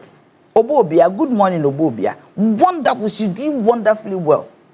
She hasn't got staff, but right now they are all in the district offices, district hospitals in this country, trying to take data. But Obobia has no staff. Not enough staff. But they are out there. The few that she has, it is about strategy. It is about how you want to work efficiently. Do you get me? It's about commitment. So don't talk about numbers. All right. Now, talking about this is also another big challenge that, of course, forced that emergency cabinet meeting yesterday within the cocoa sector. We've already heard the Chief Executive Officer of Cocoa Board, Dr. Randiabe, giving us the reasons why we where we are, including the collapse of the syndicated loans, also some 333,000 plus tons in failed supply that, kind of were put out there that will supply you this, but eventually wasn't supplied. Also, some $500 immediate loss per ton because of the pre-arrangement that was done earlier by the previous government. A number of them wasteful jute sack procurement and ideal processing capacity as well, because the country currently has about 400,000 tons capacity of processing cocoa beans, but because we take foreign loans, we kind of use them to pay, and we are not able to give the beans to our local people to process, so we are able to get the kind of money we need to deal with the problem. So as it stands, farmers are owed, we understand, about 2 seasons, some $185 million that really need to be paid. And we understand that around 11 a.m. today, the Finance Minister, Dr. Kasia Lato-Forson, is expected to address the press on some of the decisions they took at that emergency cabinet meeting yesterday. I want to start with you, Madam Amenu. Really, your thoughts on how perhaps we've had systems in place all along, yet we still got here. Yes, so I think that this is a very big call, and we are grateful to President Mahama for thinking about Ghanaians. He's really resetting, and it's encouraging to know from the farmers and people in the rural areas are encouraged, even though they are not having monies in their pockets. They know that there is a listening government, and it will go a long way to help. I think that way forward, we are looking forward to hearing from the finance minister this morning. I know everybody is sitting by their TV sets waiting, and we are hopeful. We are hopeful that something will be done immediately to see to the situation. But I think that is because of the rollover and this syndicated loan, and how for years Ghana has been dealing with the buying and purchasing of cocoa. So I think we are all looking forward to the finance minister as we sit here, and we are encouraging the cocoa producers and our farmers that this is something that is being from the past, and we inherited it. If I say we inherited this, the recent government inherited it from the past. So we cannot blame so much now, since we know where the lapses are. We are hopeful that the news will be good, and our farmers will be paid, and cocoa will continue. Indeed. Aside from the specific issue about the payment of the farmers as regards what they owed, are there other specific expectations of you from the finance minister? Yes, I think that there are so many wastages when it comes to maybe excessive buying of sacks and other stuff. we should sit up as a country. Accountability is something that we all need as a nation right now. And we know that the current cocoa board is working so hard. We should look forward to reducing some of the wastages when it comes to the excessive buying and other stuff. Let's see how the years go. We are now looking up to cocoa board to deliver, so that the subsequent years that come will not come back to the same issue at hand now. Indeed, Madam Susan Adramankwa. Well, I mean, we're going to listen to the finance minister at 11 and see what new and innovative things he's going to put on board to manage what has been mismanaged over the years. You understand? And ensure that they go on the right footing. Because it defies belief that, you know, the government sells the cocoa and at a higher price than what they give to the farmers. You understand? And yet still you end up, it's only mismanagement that brings that about. And we have been exporting cocoa forever. Don't forget that cocoa prices have dropped. No, yes, but then you should have put it down to a fine art by now. We have been, let's say that even for the last 60 years, we've been exporting cocoa. Okay, as long as we have been Ghana, we've been exporting cocoa. We should have had it down to a fine art by now, because cocoa prices have been slumming over there. What was one of the reasons why they instigated the coup against Nkrumah? Because cocoa prices had gone down at that particular time, and Ghana was not having the cash that it needed. You understand? And the people felt they were hungry. They wanted all sorts of things. Amidst other things, but those were some of the reasons why that Nkrumah was struggling at that point. So cocoa prices going up and down and fluctuating is not a new thing. It didn't just happen right now. We have had 60 years and we have not been able to find a management system to ensure that something that feeds us, literally feeds us, we manage it well. It's just mismanagement. So we would hope that we are turning the tide now with whatever they're going to put down. It's not just mismanagement, but there's also willful corruption in some of the things that have gone on in the cocoa in industry. I mean, you have licensed buyers cheating the farmers, you understand?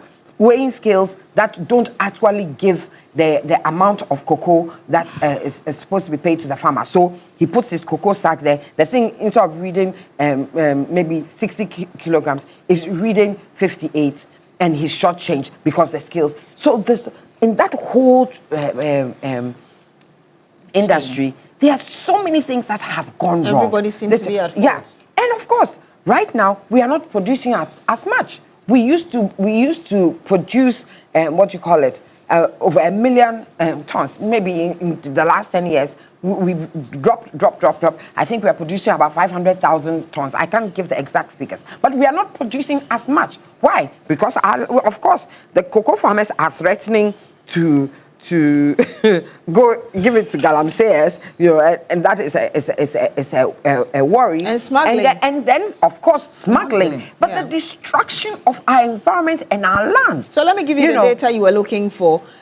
Falling, so over a 14-year period, the production has fallen from over 1 million tons, like you said, 2010-2011, to roughly 600,000 to 654,000 tons for 2023-2024 crop season. We're yet to get that of 2025. Yeah, so of course. So if you're not producing as much and the prices have gone down, you'll be earning even less. You understand? And then, of course, the quality of our cocoa, because one of the things that was also going for us was the quality of our cocoa.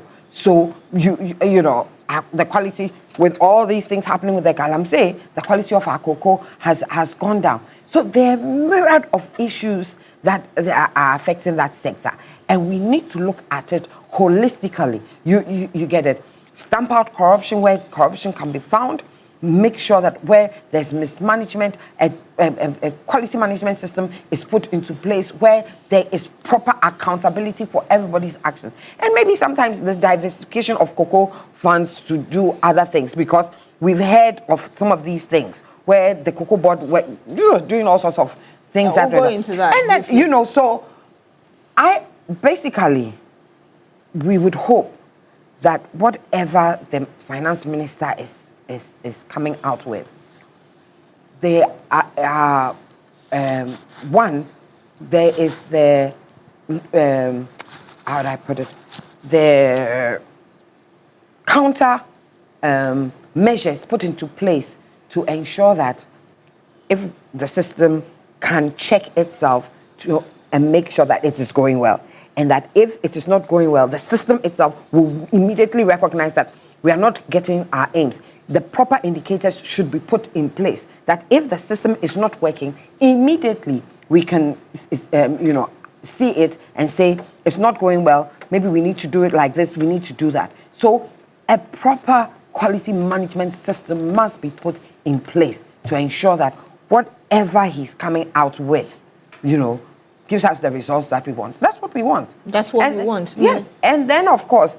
we can also then begin to look at not just exporting our cocoa, but placing value on it right here so that we, can enjoy the benefits of cocoa. It also has plenty medicinal, and they say, we want to be the healthiest people, on the planet, and our cocoa will help us to do that. So that also needs to be looked at. But the whole sector needs to be regulated or managed properly.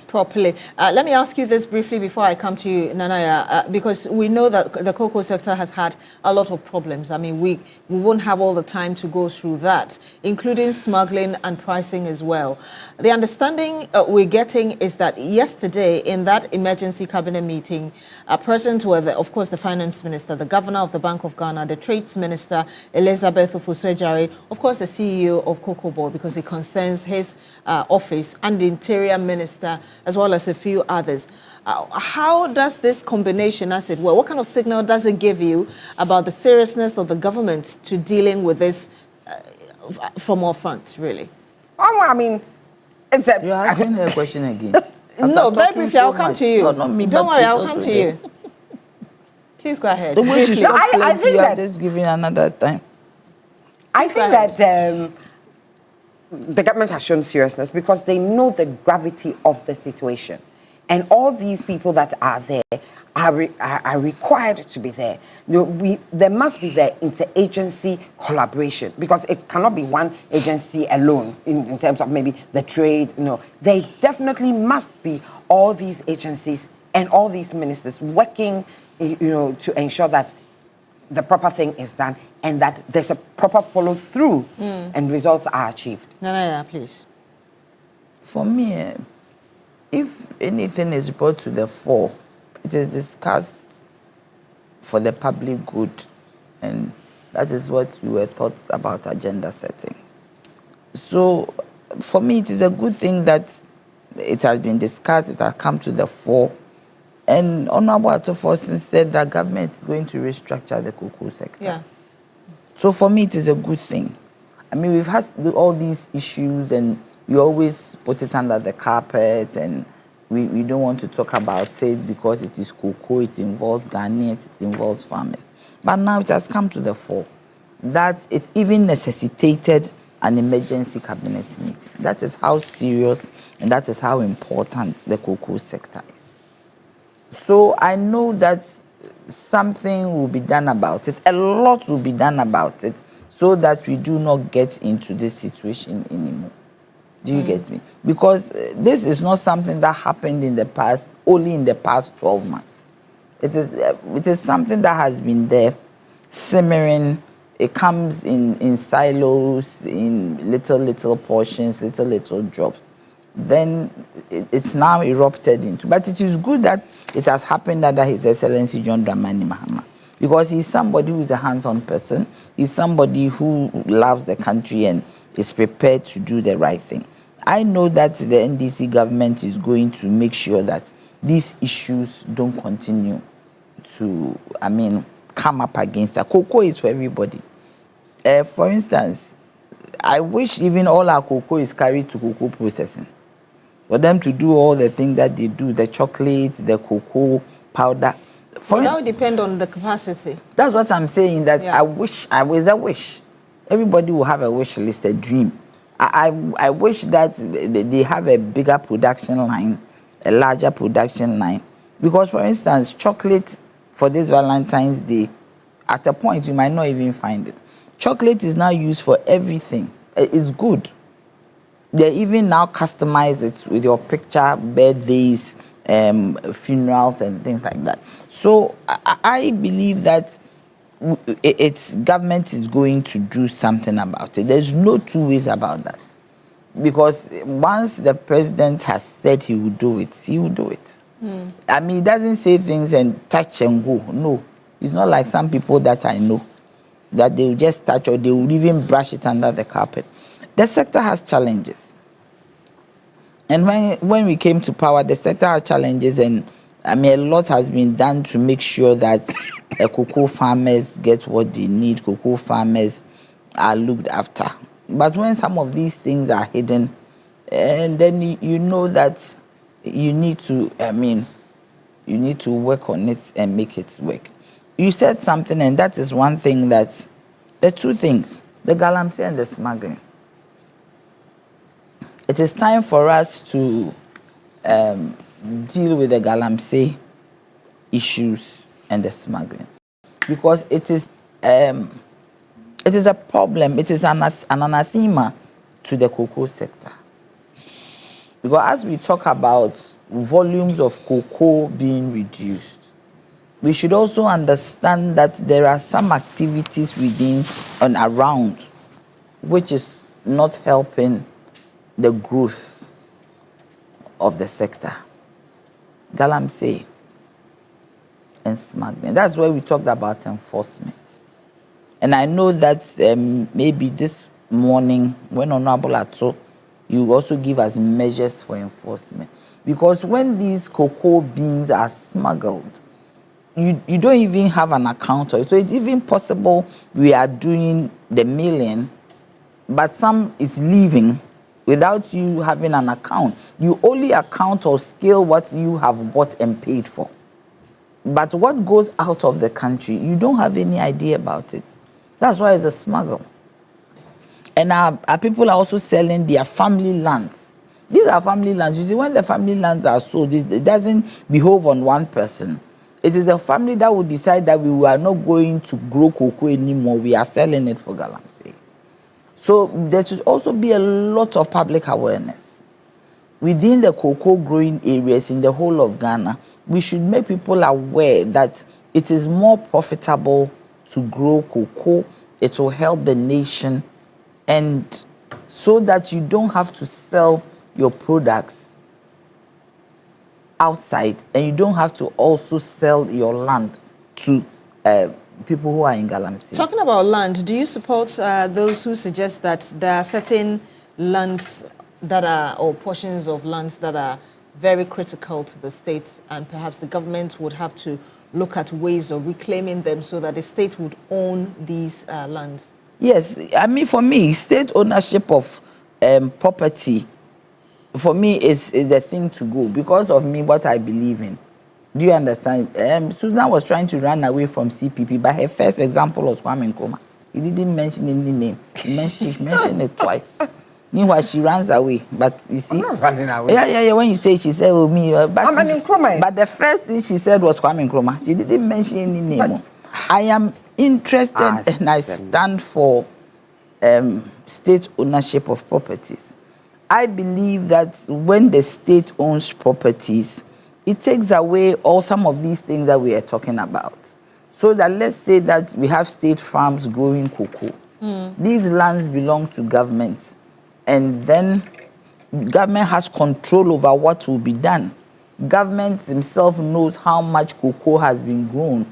The measurement of it, government knows about it. So then we would then have the full benefit of our cocoa industry. But I also believe that I think that there should be a plan for export. I agree with Susan, because we need, especially our chocolates and our cocoa products, we need to find a market for them globally.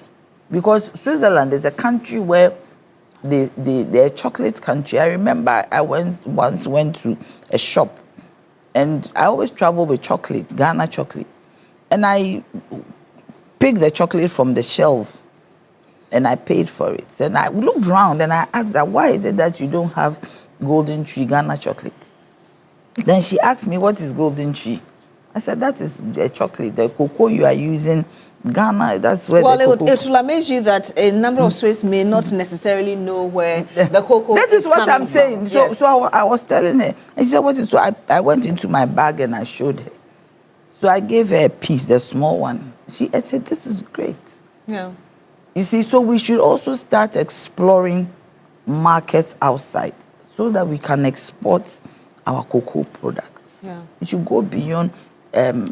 we should go beyond the raw beans. Maybe the dwindling of the beans is telling us that it is time for us to go beyond the beans, the raw beans. It is time for us to put some value to it and export. And perhaps a way other people have also suggested marketing our cocoa, products like chocolates. Yes. Because but they do. I mean, cocoa production. Yes, they do sell our butter. They So- do sell the cocoa butter. Yes. In fact, to countries. But I think the It's production the is the volume. So, volume. for instance, there was a time I picked a train from one city in Switzerland to another place, and part of the ticket was chocolate. Yes. So the other people have proposed that there should be other innovative ways of promoting what you chocolate, have, yes. so that people get to know even before they go to the shops to find that you have these products on the market. But I wanted us to move to the Ayawaso East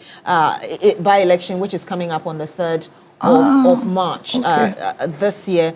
And I would perhaps start with you, Madam Amenu, because going into this, a number of people are concerned about what happened within the MPP, the NDC primary, where Baba Jamal was emerged the winner. And there have been allegations of corruption. The special prosecutor is looking into it. And so the question being asked is, perhaps first of all, what's your understanding, or how do you take the treatment of the Baba Jamal case? Because that could influence how we're moving forward going into the by-election itself. Okay. So this has not been news when it comes to gift sharing during election. It's been a trend for some time now. Since I even came to know politics, I knew that you would have to be assisting people, and it's no new thing. And personally, I know Baba Jamal very well. He's a very good friend and a brother and a lawyer as well. So I was surprised when they were tagging just one side, knowing that both sides and all sides, let me say all sides because they were three, and all sides did the gift sharing, the giving of the cloth, sanitary pad, and all that. So it's a concern when it comes to us that we are coming into politics and the youth as a whole. I always say that if somebody gifts you something, take it, but vote for the right person.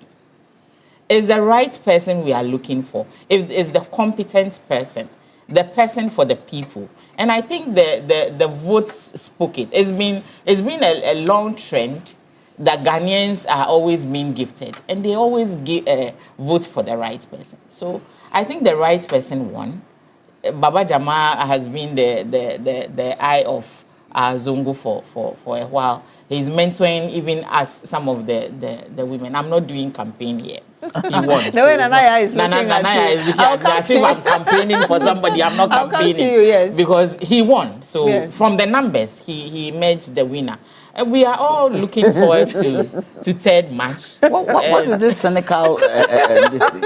I'll come to you. I'm coming to you now. Madam Susan, you're not done. No, I wasn't done. Please finish. Didn't see you win. You see, so we are all looking forward to third Susan, match. this one you and are I will being very appeal to stubborn. my people, Ayawaso, that we don't want any trouble when it comes to the day of the voting. I know my people. I'm a Zongo girl, so I know how your people are not anything. I know how things run. It's going to be smooth, but we are pleading that there shouldn't your people be, are fine. They are too fine. We are fine. We don't want. We don't. Yes, even the convoy to the. When I saw Baba Jama with his people walking in white, and there was no confusion. It was very nice, and we look forward. And we are showing you that on the screen right now. Yes, so actually. it was so peaceful and nice, and we look forward to Tej. We see may the best person win, and there's not going to be trouble. We are fine. My people are fine. There's not going to be any confusion. If you're going. No, don't do anything that will be suspicious. Okay. We know the gift is going to run. Take it. NDC give you, take it. MP give you, take it. Vote for the right person. Vote for the right person, Madam Susan. No, the reason why I smiled was that you didn't smile. Okay, the reason why I laughed was that apparently Baba Chama won by 32 votes. Even if he won by 2 then he gave 32-inch TVs out. And somebody was laughing and said that if he had given 65-inch TVs out, he may have won by 65 votes. Somebody said it is alleged. That's what happened. Yes, but we know the numbers. No. It was 30. It was 32. The numbers, yes. The TVs that were given out. Did you get one? No, so... Okay, please go ahead with your point. Did you get one? No. So how do you know it's 32? Oh, but it was 32-inch TVs. Yes. Why? The TVs, they didn't hide under any... Yeah. We actually have pictures of people holding their television. So what are you talking about? It was on TV3.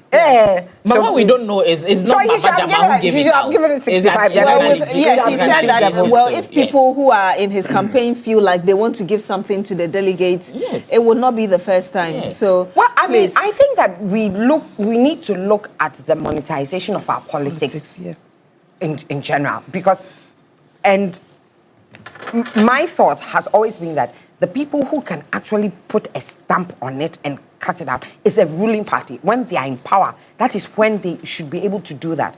And I listened to the General Secretary, Mr. Fifi Kwete, and it was instructive that he said, ideally, we should have annulled it. Yes. Because the whole thing was not kosher, you understand? But given time that we don't have, and this is what we will continue to do, we would hope that they know that we want to always achieve the ideal. That we want our politics to be such that it is not about money, but it's always about the best person. And so even if the best person does not give an incentive or a motivation or whatever, people will recognize that this is the best person for the job and give him the job. So it should not, because the more we monitorize our politics, the more we give the chance for criminal elements to come into our politics and rule. Because when criminals get money to a certain extent, the next thing they want is power to maintain it. And we've seen countries that have gone in that direction where the drug cartels have pushed politicians into certain corners that have not boded well for the countries. And we don't want to reach that point. So it's something that we must really take a serious view about and look at all the ways and checks and balances that will ensure that our politics becomes clean and free from it. Look, I mean, I'm not that old, but I know of times when, the PNP, when they used to go around, they didn't used to give gifts.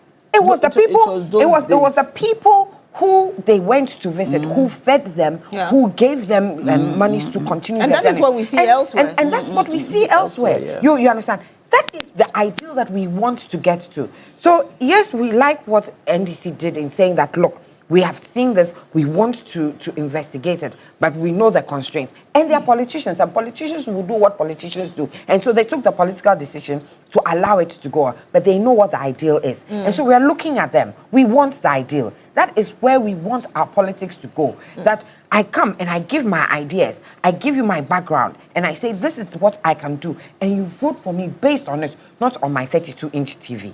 Now, let me just bring us a bit of the report, really what it said, the 3-member committee's report chaired by the former Information Minister, Tutubi Kwachi, and it indeed said that, yes, all the parties participated in this alleged vote buying, but it is just Baba Jamal's own that has had a lot of recording on it. And also, the bits you talked about, the time constraints and the fact that the NDC parties, the party's constitution does not have any provision allowing the annulment of the results as had been demanded by the majority in Parliament, for example. Yes, so that's basically a few of the pointers from there. But very briefly, before I come to you, Nanaya, you talked about the fact that in order to deal with this, the government in power must insist on it. But again, you just mentioned a bit about the people themselves demanding this before they vote for you. How do you deal with the entire masses that are saying, give us our bit before we think of voting for you? Well, I mean, you see, people feel like when people win power, they forget about them. And then so this is the time to get everything. You understand? And so they feel like, let's cash in right now. And because once they get into power, we will not get it. Maybe when you are in power, you show that that is not going to be the trend. That may be one aspect. These are things that we need to think through. And maybe to ensure that maybe people, the things I promised people, good roads, employment, and all those things, and people don't feel the need to get some monies, are not so vulnerable that they must get monies from you before they cast their vote. So governments in power should reduce the vulnerability of people to certain things, the accessibility of people to bribery. You understand? So that's in what I'm talking about in terms. And of course, and then the whole society then also benefits. Indeed. Nanaya, please, your thoughts. Beatrice, as I sit here, my heart is sad.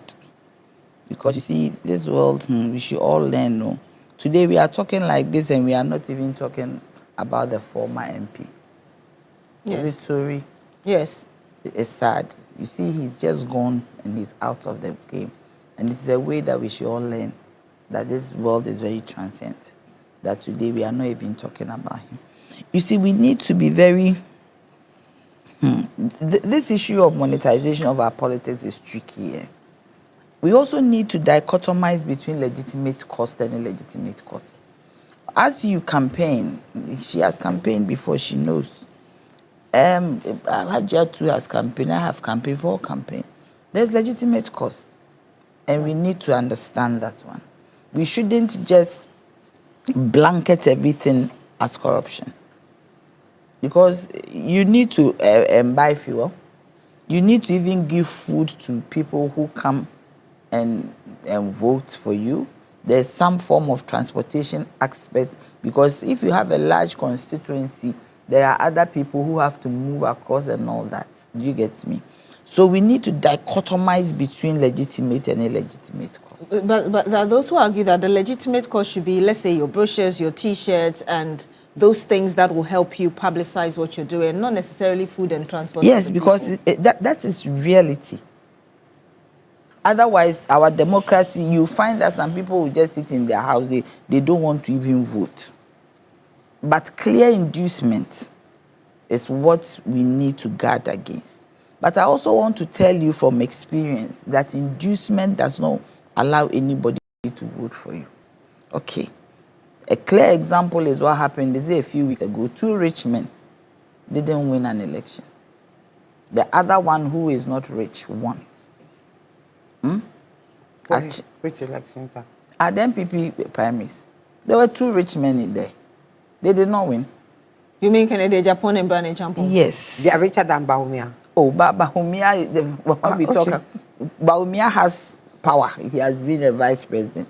But when it comes to wealth, they themselves say that... but social capital is important. They themselves say that they are... Let her make a point, briefly, We are talking about briefly for me. She briefly. No, for her. I'm saying she doesn't need to. Please go ahead. Social capital is not about corruption. What we are discussing is not social capital. It is important. But when we are doing our comparison, social capital does not come in here. We are talking about people inducing people to vote for them. And I'm saying that necessarily does not translate into votes. People have various reasons that they vote for people.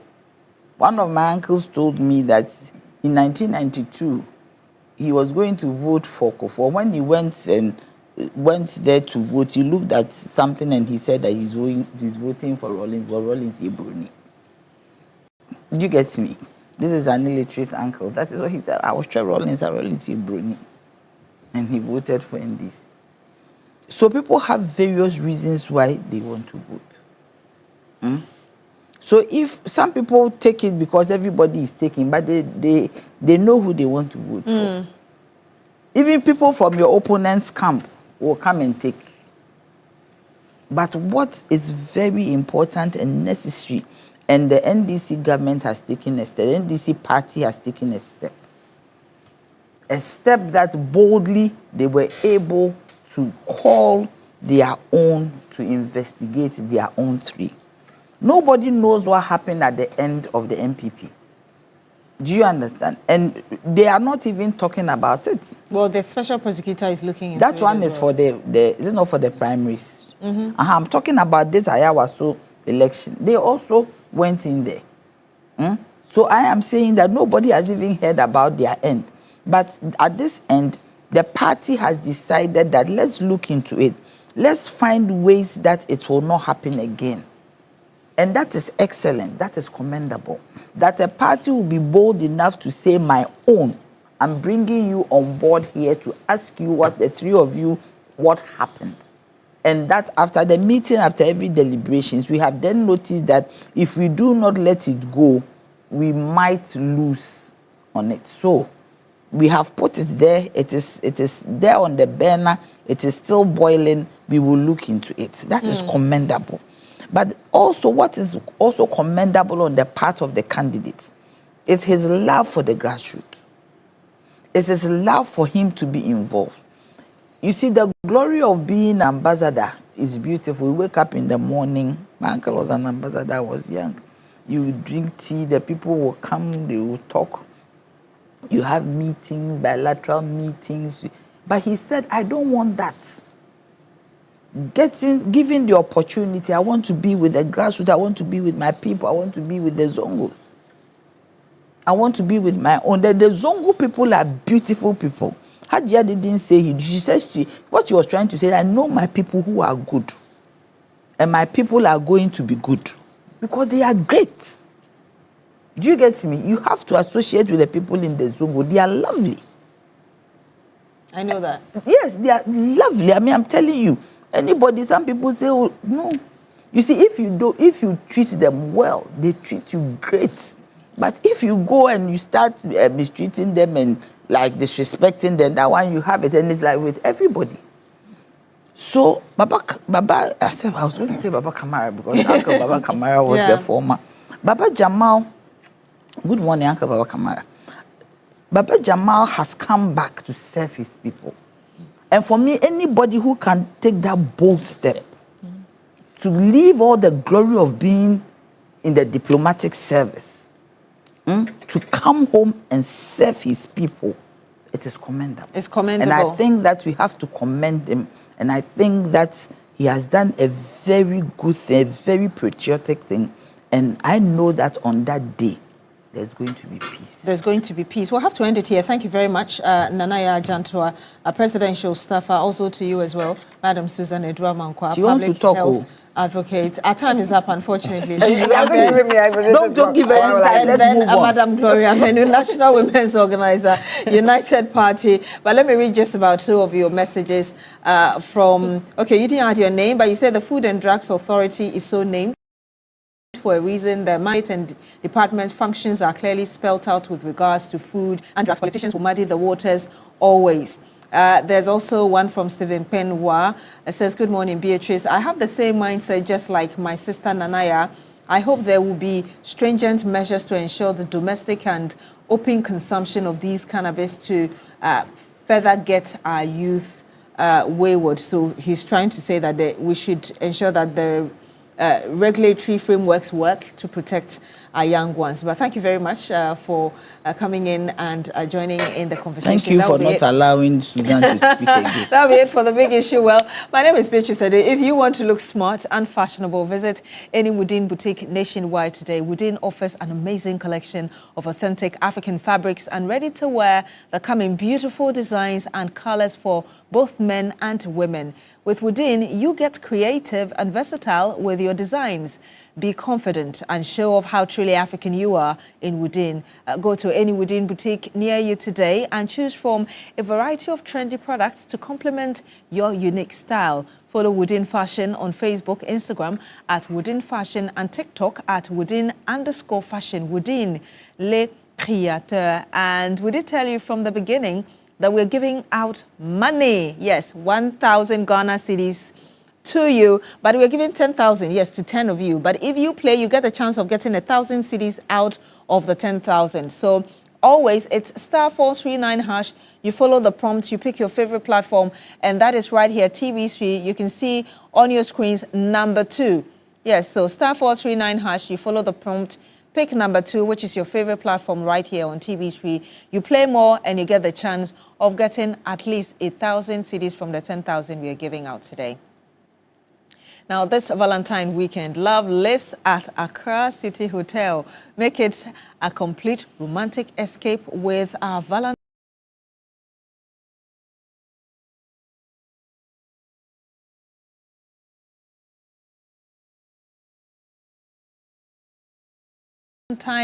staycation for only 2,000 Ghana cedis. Enjoy an overnight stay in an elegant queen room with breakfast for 2 from the 15th of February. Friday, 13th February will be Kizomba in the City Lounge, chocolate edition, a free entry from 7 p.m. with special cocktails created just for the night. On Saturday, the 14th of February, which is Valentine's Day, there is the Valentine's Day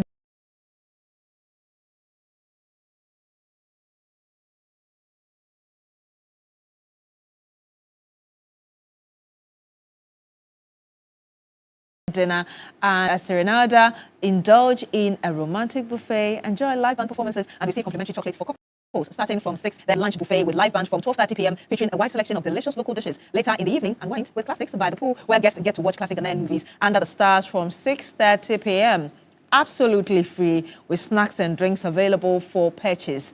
Now, this Valentine weekend celebrates love, music, food, and unforgettable memories all in one place, and that's the Accra City Hotel, which is located on the Barnes Road, directly opposite the Octagon. To make reservations, you can call now 0577 600 444 or 0302 633863. Remember, Accra City Hotel is where love takes the center stage. You're still here on New Day on TV3. When we come back, we'll bring you sports and some other issues. Just stay with us.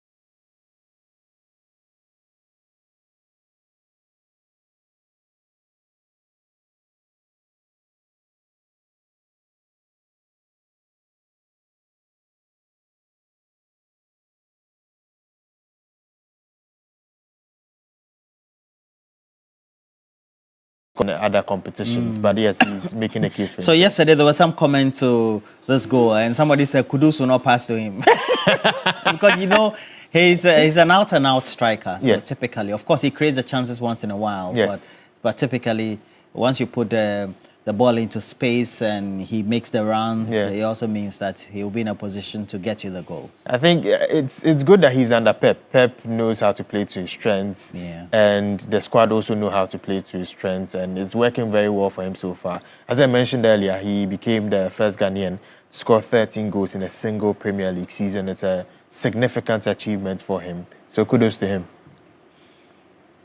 Well, in a few days, Kotoko, Kumasi Asante Kotoko will take on Accra as a folk. What match is it especially? It's a super clash which will be happening on Sunday at the Baba Yara Sports Stadium, right around 5 p.m. Ghana time. Of course, there's a lot to look forward to it, especially with Kotoko losing their head coach Karim Zito, and Hearts of Folk haven't beaten Kotoko in the last 5 meetings. But my colleague Emmanuel Owusu visited the camp of Asante Kotoko and put together this report. The super clash after a turbulent week that saw head coach Karim Zito resign following a meeting with the club's interim management committee. The club has since appointed Prince Yaousu as interim head coach, with Hamza being named as his assistant to guide the team for Sunday's showdown against their sworn rivals Hearts of Oak. Hearts of Oak arrive in Kumasi, sitting fourth on the league table with 36 points, while Asante Kotoko follow closely in fifth position with 35 points. Speaking for the first time since his appointment, interim coach Yaousu has apologized to the club's supporters following their shocking round of 16 exit from the FA Cup against Adriana FC. Despite that setback, the former assistant coach believes the defeat will not affect the team's mentality heading into the super clash. It's not going to be an easy game, but we're not going to go down. It's House of Folk. Definitely they would like to come here to fight us, but not this time around. Returning striker Albert Amoa, who recently rejoined the club after a loan spell in Libya, is confident Kotoko can rise to the occasion and complete a double over Hearts of Folk this season. We are preparing very well, and I think we are working more on our goal scoring, and we also need to get more goals in that match. So I think we are ready for Sunday. Beyond the pride and bragging rights, the Super Clash also carries serious implication for the league title race. League leaders Mediema SC currently hold an 8-point advantage at the top. Kotoko would once again rely on the famous Baba Yara Sports Stadium atmosphere, where the club has enjoyed strong performances this season. A change in leadership, wounded pride and renewed belief all combined to set the stage for another explosive chapter in Ghana's greatest football rivalry. And this rivalry has been on for years, actually over a century, right? Yeah, since 1958. That's the first time they. But at the end of the day, it also means that for all those who are legends, etc., they will have a lot to say about it. Do we have any of them raising issues? Yes, there's Eric Bekwe, who remember that.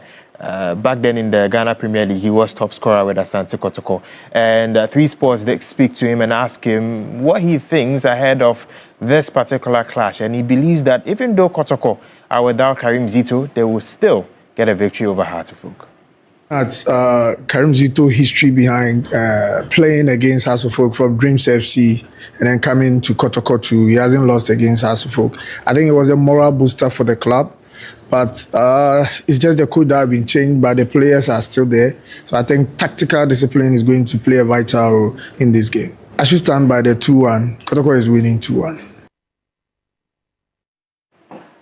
And great chap there. And I remember when he was playing in Egypt, it was also quite good during his time there as well. But at the end of the day, we have to go to some other wrap-up sports. And what do we have? Yes, in the camp of Tottenham, Mohamed Kudus, although he's injured and is expected to be back after the international break, he is going to meet a new manager because Thomas Frank has been sacked. Now, he was under a lot of pressure because he wasn't winning games, and after 8 matches without a victory, Tottenham decided that, it's time to part ways. And Tottenham are flirting with relegation, so they had to take the measures, and they have. Kudus and Frank has scored 3 goals, added 6 assists in 26 games. He was actually the first person that Thomas Frank signed when he did join Tottenham. So it's a big blow to Kudus.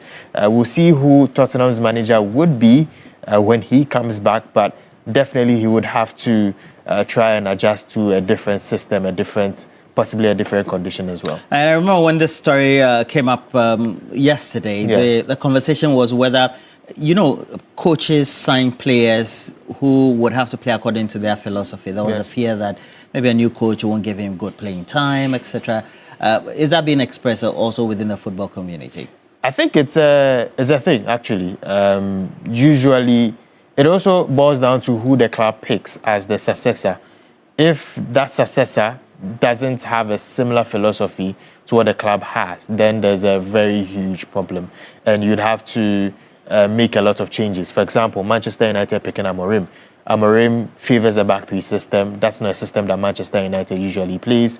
And so he was making the case that these guys are not suited to that system. They have to be sold. But if the results do not go his way, then definitely he has to be sacked. So it all depends on who comes next and how he would want to use Mohamed Kudus. Because, we've seen him play on the right wing, sometimes as a false 9, as a number 10, on the left wing. But it all depends on which coach comes in and then what he puts across and says, this is what I want you to do. And if he fits Kudus himself. Well, a very versatile midfielder as it is. Yeah. But you have more stories? I'm told we have to extend Spurs. No, that's it. That's it. But these are Thomas Frank's numbers, of course. Just 13 wins in 38 games, 10 draws, 15 defeats. Not so good at Tottenham, and of course, that is why he was sacked. Thank you, Billy Shed. Well, are you ready to scratch, win, and also live your dreams? And that's a big question because Review Scratch for Win is here to change your life. And this is what you need to do just by dialing *850 *3# to stand the chance to win up to 1 million Ghana cedis in cash prizes instantly. And it makes it quite easy. It's also exciting, and it's regulated by the National Lottery Authority. And again, just a reminder for you to dial *850 *3#. And you can also do that by visiting the site scratchforwin.com to play now. And it's very simple, very easy. So once you dial *850 *3# on all the networks, you get also to have a prompt, and then you select your preferred stake, and the amount will be from 5 Ghana cedis onwards. And you also get to choose your lucky card out of 5 exciting options that the platform is going to give you. You also have to confirm your selection. You then enter your Momo number, certainly, and then the code. You receive the prompt subsequently, and then you also make your easy for you to win. And it's quite fun, exciting. Get ready to scratch, win, and live your best life with Review Scratch for Win. Up to 1 million Ghana cedis for grabs today. And you can do that when the draw time is up. *850 *3#. All right, we're taking a break. We'll be right back.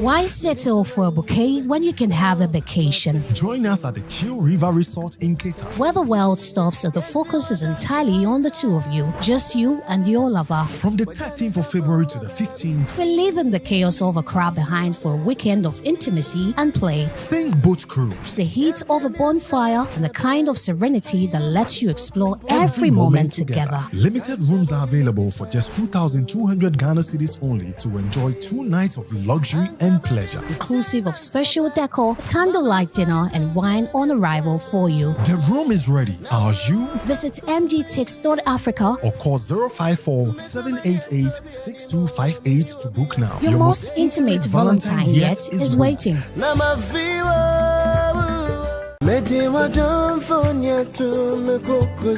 Why settle for a bouquet when you can have a vacation? Join us at the Chill River Resort in Cape Town, Where the world stops and the focus is entirely on the two of you, just you and your lover. from the 13th of February to the 15th. We're leaving the chaos of a crowd behind for a weekend of intimacy and play. Think boat cruise. The heat of a bonfire and the kind of serenity that lets you explore every moment together. Limited rooms are available for just 2,200 Ghana cedis only to enjoy 2 nights of luxury and pleasure. Inclusive of special decor, candlelight dinner, and wine on arrival for you. The room is ready. Are you? Visit mgtix.africa. Or call 054 788 6258 to book now. Your most intimate Valentine yet is waiting.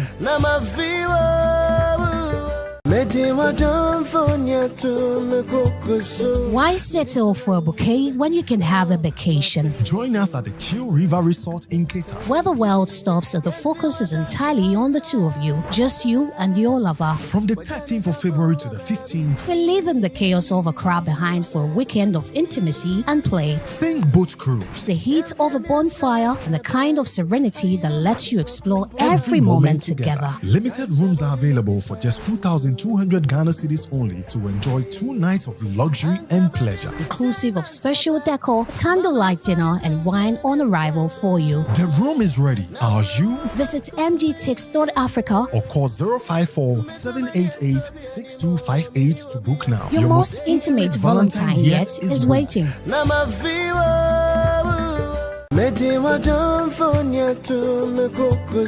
Why settle for a bouquet when you can have a vacation? Join us at the Chill River Resort in Cape Town, Where the world stops and the focus is entirely on the two of you, just you and your lover. from the 13th of February to the 15th. We're leaving the chaos of a crowd behind for a weekend of intimacy and play. Think boat cruise. The heat of a bonfire and the kind of serenity that lets you explore every moment together. Limited rooms are available for just 2,200 Ghana cedis only to enjoy 2 nights of luxury and pleasure. Inclusive of special decor, candlelight dinner, and wine on arrival for you. The room is ready. Are you? Visit mgtix.africa. Or call 054 788 6258 to book now. Your most intimate Valentine yet is waiting.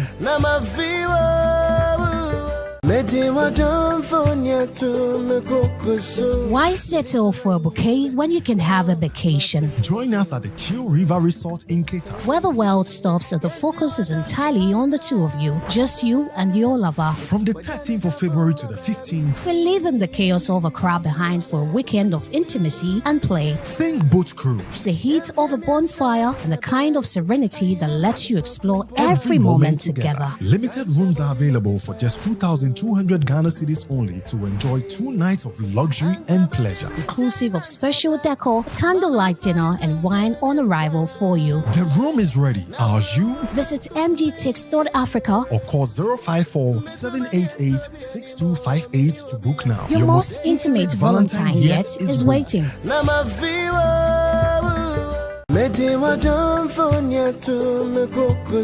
Why settle for a bouquet when you can have a vacation? Join us at the Chill River Resort in Cape Town, Where the world stops and the focus is entirely on the two of you, just you and your lover. from the 13th of February to the 15th. We're leaving the chaos of a crowd behind for a weekend of intimacy and play. Think boat cruise. The heat of a bonfire and the kind of serenity that lets you explore every moment together. Limited rooms are available for just 2,200 2,200 Ghana cedis only to enjoy 2 nights of luxury and pleasure. Inclusive of special decor, candlelight dinner, and wine on arrival for you. The room is ready. Are you? Visit mgtix.africa or call 054-788-6258 to book now. Your most intimate Valentine yet is waiting.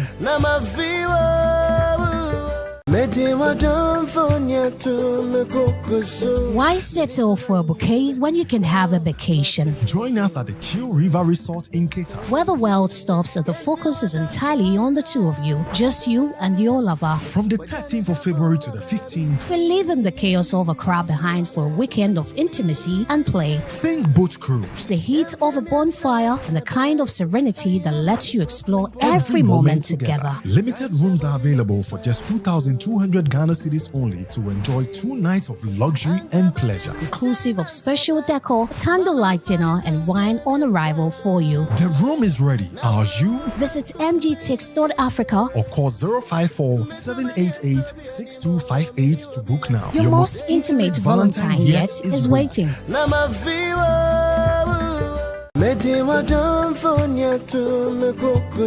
Why settle for a bouquet? Beatrice! Ghana I miss you guys. What's popping? A lot.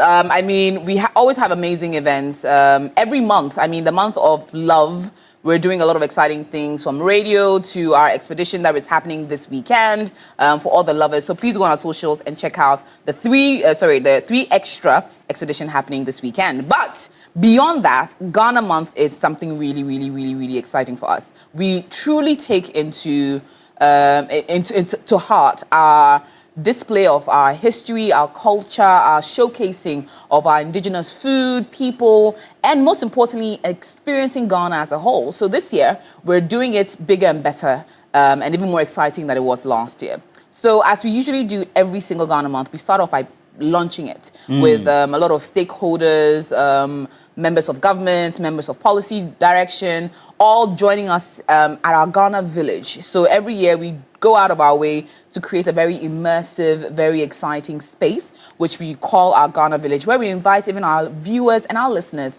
to come over and experience with us. So this year is no exception. We're going to be doing an amazing Ghana village on the TV3 or Media General premises. And that's where we do our big launch. It will be happening on the 2nd of March. It's the first Monday of the new month of March. So that's exactly what we're going to be doing on the 2nd of March. And then we move on to what will be an incredible, exciting rollout of activities. So there are a few staple events you always catch every single Ghana Month. First off, our showcasing at the Ghana Village. Every week we have an amazing event that we do at the Ghana Village, whether we're focusing on one region, focusing on one culture, focusing on one ethnic group. We do that in the most exciting way. We have the food, we have the dance, we have an array of exciting showcases of the village or the town or the city or the region at our Ghana Village. And then we sometimes showcase it live on TV, and most importantly, we invite our viewers to experience with us. This year, we want to do something even more exciting. We'll be giving you the details in the next few days, but a way in which when you just come, you're not just experiencing the food and then the drinks and the culture at the Ghana Village, but rather you're also experiencing something even more exciting. So that one, we're holding to our chest a little bit, and we'll announce it very shortly. But that's something you can experience every single week at the Ghana Village. Then we'll wrap it up with our Grand Derby at the Ghana Village, where we get representatives from different communities, different ethnic groups, all joining us to basically close Ghana Month off in grand style in our Grand Derby. Now, also something you can look forward to is the 3FM Gobe Festival. This year, we're back with another exciting edition of the Gobe Festival. If you don't know or you've never experienced Gobe Festival, then I'm not sure what rock you've been hiding under. For the last few years, we've been creating the most immersive food festival at the 3FM Gobe Festival. And the reason is, it's not just focused on the food, but also the people. So it's the Davi in Dansuman versus the Davi in Newtown. It is the one that is cooking the best beans in Osu versus the one that is cooking it all the way in the Volta region. And we also have our games area, where we have all the kind of games that you need and create a family corner where people can be able to experience that. We have our eating areas, we have our interactive games areas, we have our large jam we have in the evening every single Gobe Festival. And so it's basically a 360 event where whether you are friends who want to hang out or you are family with of age that want to have a great time. From the kids to the adults, everyone has an experience at the 3FM Gobe Festival. You know, listening to AJ, it looks like if you haven't planned next month, you should consider the month booked. The month is so there'll booked. be travels. Yes. There'll be food. And then now coming to our expedition. The TV3 expedition is honestly the highlight of every single Ghana month. And this year, we're going from the 19th to the 22nd of March. Now, let me break it down for you what you can expect. So it's basically 4 days, 3 regions. We're going to the Eastern, the Central, and then the Ashanti region. We're starting off on the 19th of March here at the TV3 premises. We're having breakfast, an immersive experience, some culture. Then we're moving to the Cocoa Ecotourism Center, where we're going to actually experience cocoa, see how it's grown, see how the farmers are on the mountain, and demonstration of how we turn that cocoa into chocolate. Then we move on to Safari Valley, where we're going to be experiencing all the ecotourism there, having lunch. Then we'll move on to some more activity at Bonsu Eco Park, where we're going to be doing a canopy walk, the zip lining, the adult swing. So if you love some adventure, the first day is Adventure Day. I need to get an extra I'm telling you. Then from there, we're leaving the East. We're still in the Eastern region, but leaving Bonsu and heading to Kwewu, where we're going to Rock City Hotel, and we're having a party with DJ Faculty and DJ Abia. At Rock City Hotel. At Rock City Hotel. So we're having a jam there, and we'll have dinner, you will rest, you put your bags down, then come on and have a big party on the 19th. This thing goes sweet. Then the next day, we're leaving the Kwewu all the way through to Kumasi, where we'll stop at Bonre Kente. We'll check out the Minsha Museum. We'll do all the exciting activities there. Then we will now move from Kumasi, the inner area, into the Lake Busimtri area to have a very exciting lunch with the view. And then in the evening, we'll be retiring at Ridge Condos to spend the night. Wow. Then the next day, we're leaving from the Ashanti region straight to the Central region, where we're going to be going to Asim Mansu Slave River. We'll be stopping at the Cape Coast Castle. We'll have lunch at one of the most scenic areas in Cape Coast, and I'll be sleeping You're in going Cape to all the Coast. top places I'm next telling month. you. Why? And finally, we'll wrap it up. So you sleep? We'll sleep in Cape Coast. Wow. In Cape Coast. In Cape Coast on day 3. Day 4, we'll leave Cape Coast, and we're coming to none other than Gomwa Techiman. You're coming. We'll be driving all the way from Cape Coast to Gomwa Techiman to Crown Forest, which is basically the president's new favorite. Yeah. Where he spends Gomwa. in the Gomwa area, where he spends Christmas, and we'll be experiencing what the president experienced. So we're talking about the scenic drive, the doing the eco park. We'll be doing the quad biking. We'll be doing lunch there and all the activities in between. Spend the whole day at Crown Forest, then head on our way back to Accra. Now I'm sure you're thinking, oh my God, with such an amazing itinerary, how much will it cost? Yep. That's where we come in. So the cost, ladies and gentlemen, after we'll also do some very exciting activities in between that we're keeping to our chest, but the whole point is to give you an even more elevated experience than even what we've outlined here. Now, the cost for this exciting trip is 6,500 Ghana cedis if you want one in a room. 6,500 for one in a room. If you want to be alone. If you want to be alone. Oh, wow. And if you want to be, you are open to sharing. So me, I want to come alone. Beaches wants to come alone. Yeah. The two of us will share a room. That is 5,500 For all the hotels. for all the hotels, in all the places all the that excitement, we'll go to. your travel, and your Wow. feeding as well. 5,500 for 2 people. Now, if you are a couple, maybe Roland and or another gentleman and his wife That's want to it. go. Myself and Beatrice. Yourself and Beatrice want to go, and you're okay with sharing a room together. You want to come as a couple. Then it is 10,500. So you actually save some money if you come as a couple together. So it is 6,500, 5,500 for 2 in a room, and then it is 10,500 for both of you taking your own room and then joining there. So if you're someone who wants to come with their girlfriend, But what's the come with their difference between boyfriend, taking 2 in a room? So 2 in a because room. we could be coupled, but we're 2 So 2 in a individual. room means could be 2 females, we're opening to 2 different people sharing a room. We will try as much as possible based on the facilities we have to get 2 separate beds for you.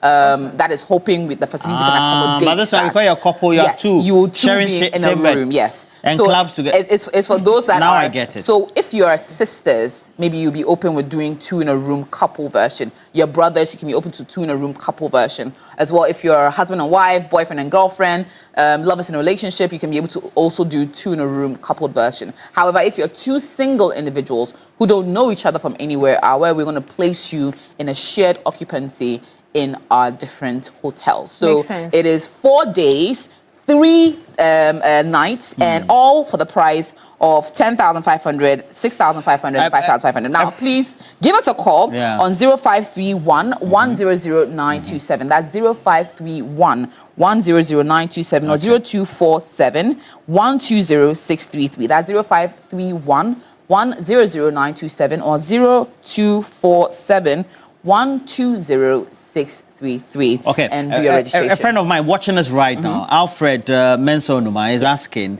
can he do a down payment, for example? You can do it now. So the thing is, due to the limitations that generally getting the best has, I mean, not every hotel can accommodate every single person that's interested. So we encourage you that please book now, because from the groups that have already previously been on our expedition to those that are now looking to join it, we're already envisioning that we're almost at capacity. So make sure you secure your booking by calling us right now, making a payment to secure it, and then hope to finish paying before we leave on the 19th of March. So 19th of March, 22nd. And you know what, Papa Ro, it's likely to be an actual holiday weekend. So it's a holiday weekend we're looking to position. I think it's a Muslim holiday, I think, after fasting. So it's something that is even more exciting. Well-timed. So it's a great place and a great space for you to be able to experience Ghana. We're focusing on the weekend getaway or the weekend tourism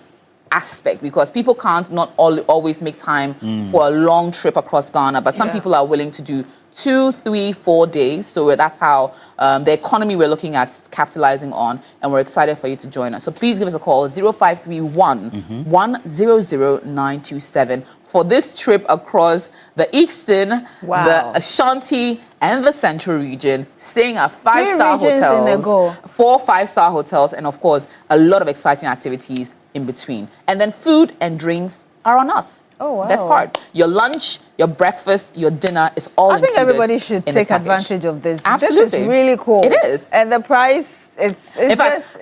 You should have seen how we were really, like, honestly, when we looked at it and we looked at total cost, we had to now shield some of it, because we wanted to create a package that is so enticing, but also at a price point that everybody can afford. Because the average hotel in Accra, it costs a lot even per night. Some of the places we're going to, hotels average, in Accra, they're expensive. Yes, I mean, if you're looking at the high, the 5-star, 4-star hotel. And some of the places we're going to, the average of the experience ranges from anywhere from 700 to 3,000 cities, and we're getting all of this, all these experiences, all these places, all for the price of 6,500.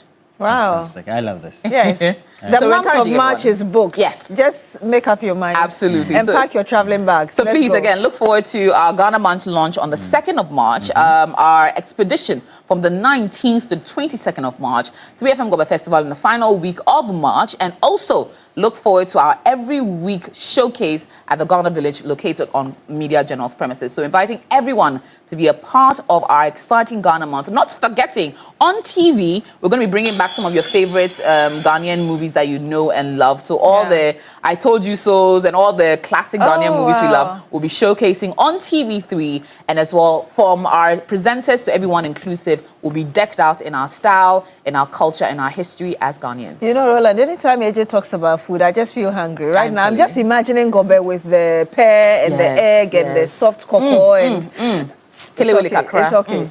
Sumptuous.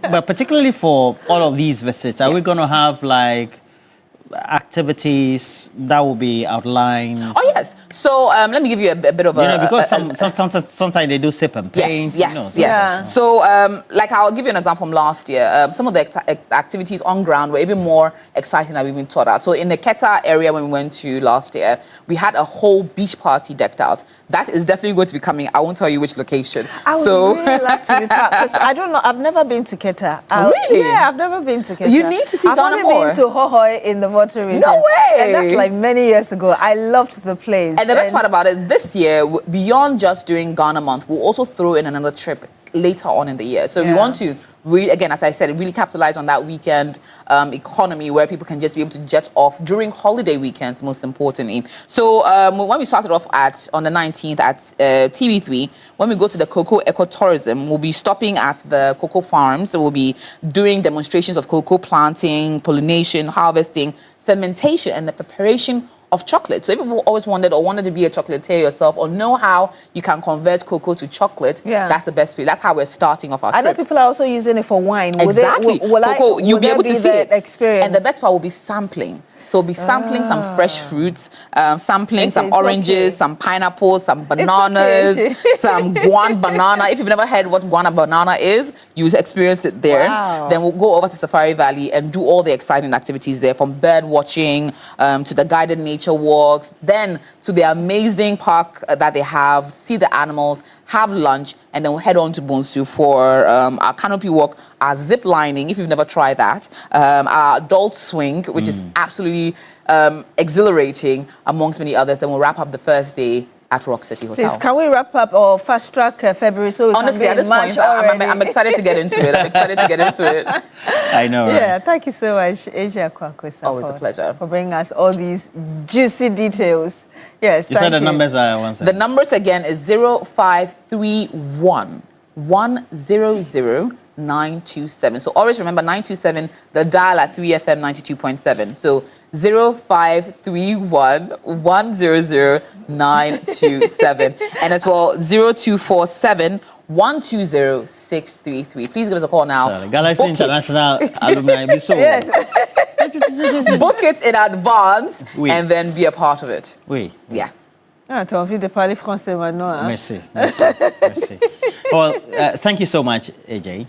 But, you know, we've been having this big splash of taking a look at the market, sanitation, the structures in itself in various communities, whether it's in Ashaiman, it's right here in parts of Accra. We went to KGTIA in Kumasi as well. And today, we're taking you to the Bono area. Yes, and from its humble beginnings in a palace courtyard to its current status as a vital international artery, the Techiman market remains a cornerstone of West African food security.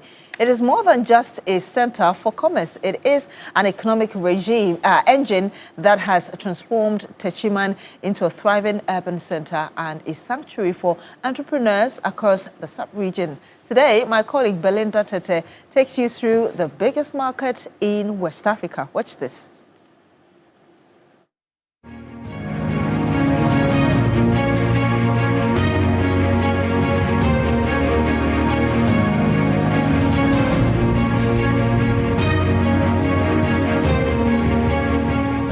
The Techiman market, one of the largest and most significant trading hubs in West Africa, functioning as a major commercial center for agriculture produce, established in 1944 by the late paramount chief Osiadio Ekunfi Amayal I. He was said to be a trader who transacted his business in the northern part of the country and Ghana's neighboring countries such as Burkina Faso, Togo, and Nigeria, among others. As a traditional ruler who was interested in trading activities, he decided to start operating in Techiman by establishing a mini market at the forecourt of the palace. Before then, there was no market in the area for residents to patronize, which made it very difficult for them to obtain their basic needs. In the 1970s, the market became an important 3-day wholesale market, supplying the whole country with food items such as yam, plantain, cocoyam, and grains. The strategic location of a market along the Kumasi-Tamale Highway makes it a preferable shopping center for people traveling from Greater Accra, Ashanti, Central, Western, and nearby Bono and Ahafo regions to the northern part of the country. All neighboring countries beyond the northern borders of the country that transact business in this country also transit through Techiman, which boosts patronage of the market. It is referred to as one of the food baskets of the country since the existence of the market kept attracting traders, especially food item sellers, across West Africa.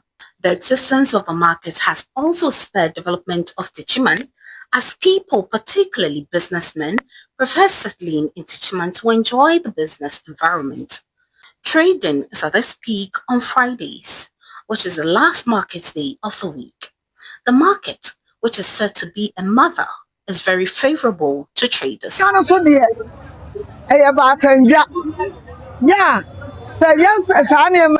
market is a mother, and for that, it makes sure that everybody that comes here goes home with the little they get to eat. As we all know, mothers take care of their kids, and that's exactly what this market does for us.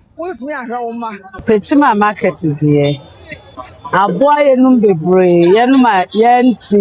The market is very favorable to us because someone like me who hasn't had the opportunity to go to school, this is the only place I come to get food, and it always takes care of me and my family. But the major challenge traders face is congestion. The market is mostly densely populated, making it difficult for traders who mostly have to squeeze themselves to accommodate the constantly increasing population.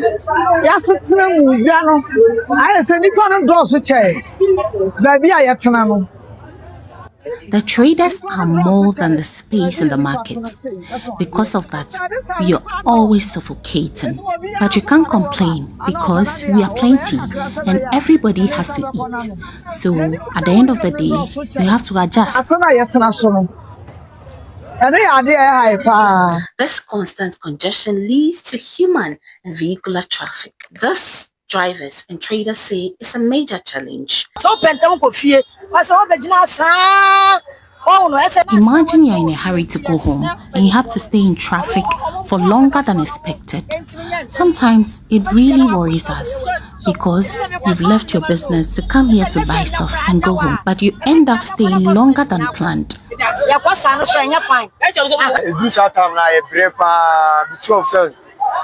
Market days we suffer a lot because the space in the market is not enough. So most of the women end up selling their stuff on the road, which creates a blockage. Aside the constant congestion, the market is always at the mercy of the weather, especially during the rainy season.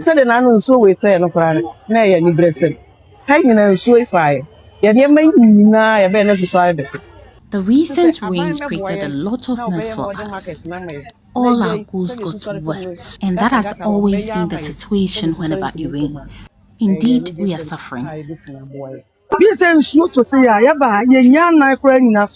The rain is always a trouble to us. Even the recent rains carried our stuff away, and that has always been the experience. Rain is a major challenge here. Because we have no drains, whenever it rains, the whole market gets flooded. So if it rains in the morning, it means the rest of the day becomes unproductive. Traders believe the markets need a major facelift to meet the growing number of people who throng the market. We need the modern market, so we'll plead with government to intervene and give our market a facelift.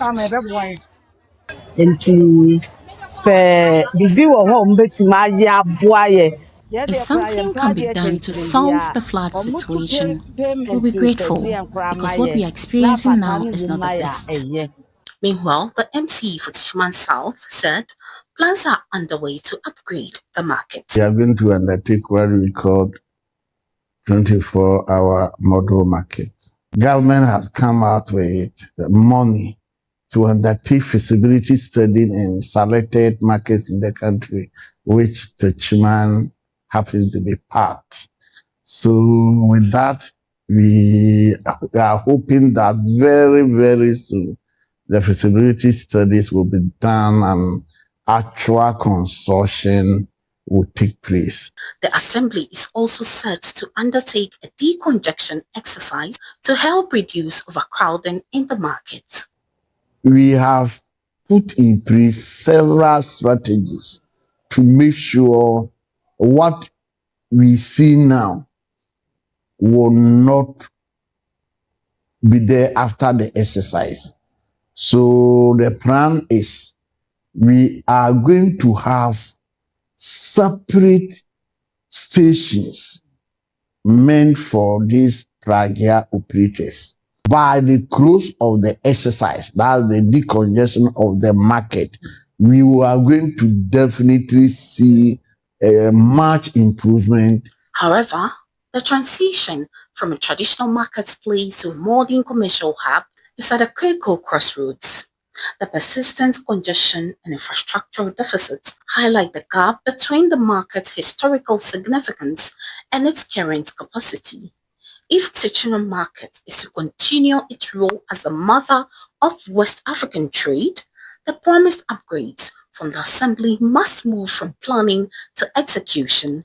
Modernizing this food basket will not only alleviate the daily struggles of traders, but also ensure that Techiman remains a competitive and hospitable environment for the next generation of West African merchants. Belinda Tete, TV3 News, Techiman Market, Bono East Region.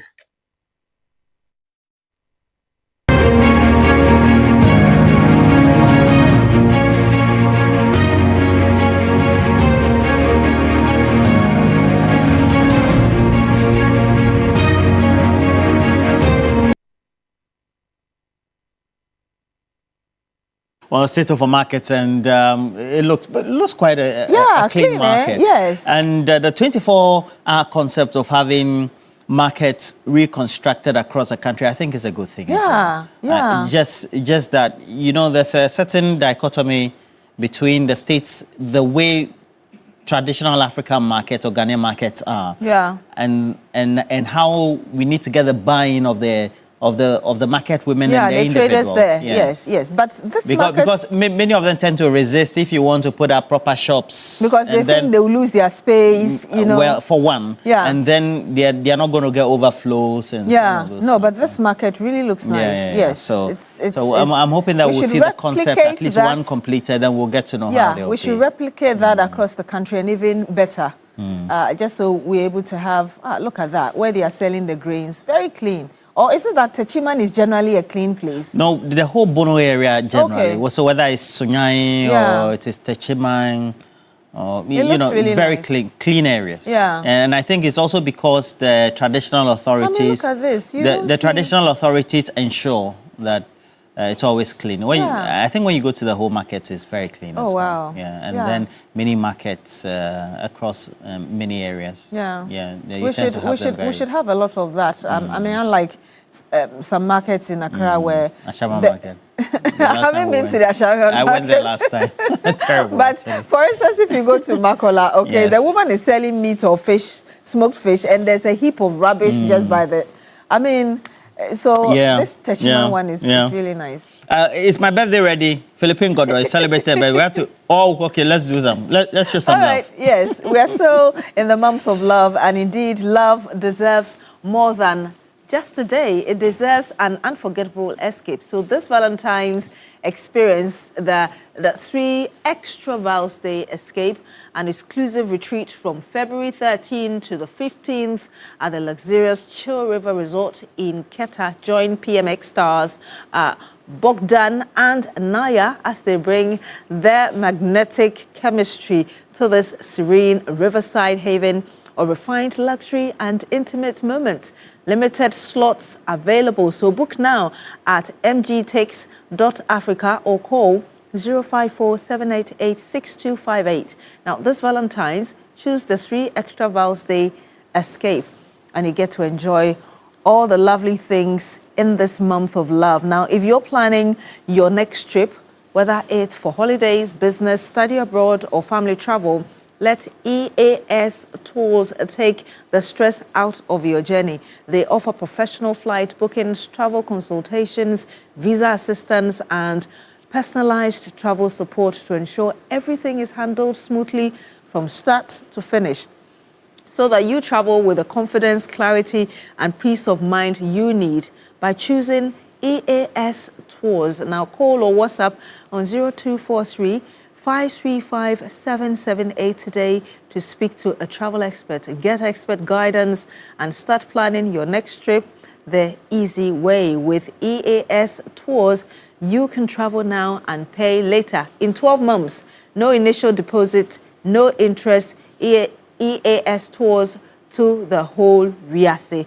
So there's a lot of excitement lined up for you, and you want to take advantage of all of that. Now, Queen Star Training Institute, formerly Nasuma School of Excellence, formal and non-formal education. We have 3 months, 6 months, and 1 year weekend intensive courses. And we do catering, fashion, decoration, cosmetology, and media courses. First 50 students will get a discount, so apply now or call 0243 449046, School of Excellence. And you get to experience the best. Roland should do that for us. So, dreaming of watching the 2026 FIFA World Cup, and if you want to do that live in the USA, Canada, or Mexico, it also means that you have to make sure that the visa stress stays off the pitch.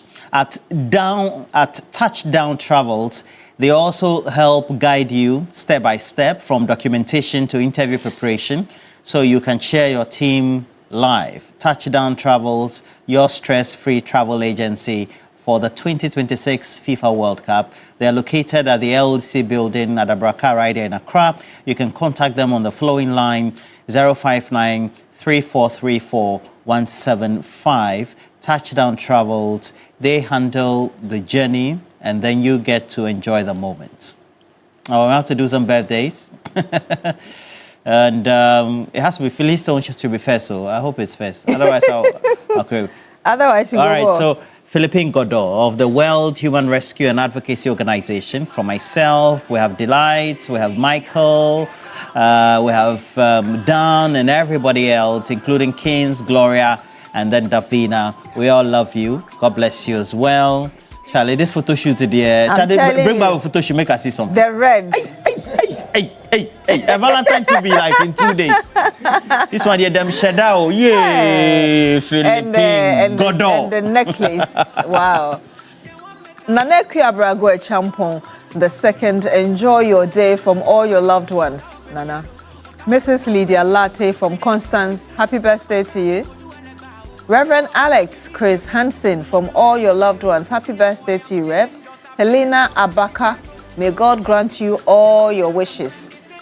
Sumatu Shaibu, wish you many blessings in this new year from Florence Otu. Hilda Ado Yobo of Prudential Bank from Florence Otu. Okay, Victoria Ofoy, we thank God for his boundless grace from your children and family. Happy birthday to you, ma'am.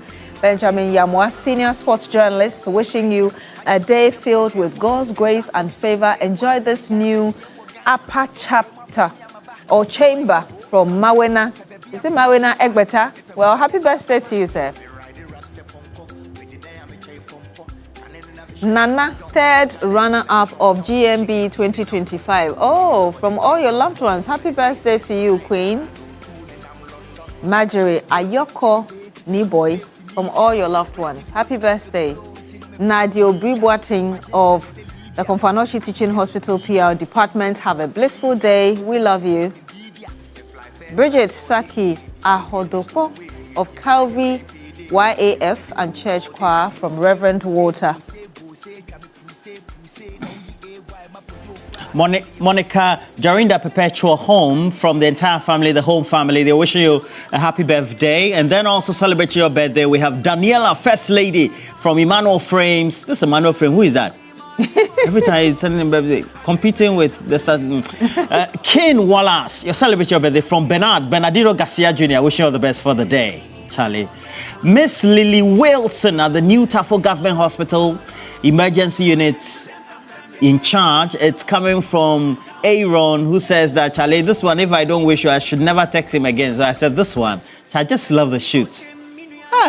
Very beautiful. Benjamin Nkumsa, Chairman Tewu of TUC, University of Ghana branch, happy birthday to you. Sandra Ofori, emergency nurse specialist at the Amasaman Government Hospital, from Danny, TV3, and then Fosti, the midwife as well. And you look elegant. Oh, Sandra, so elegant.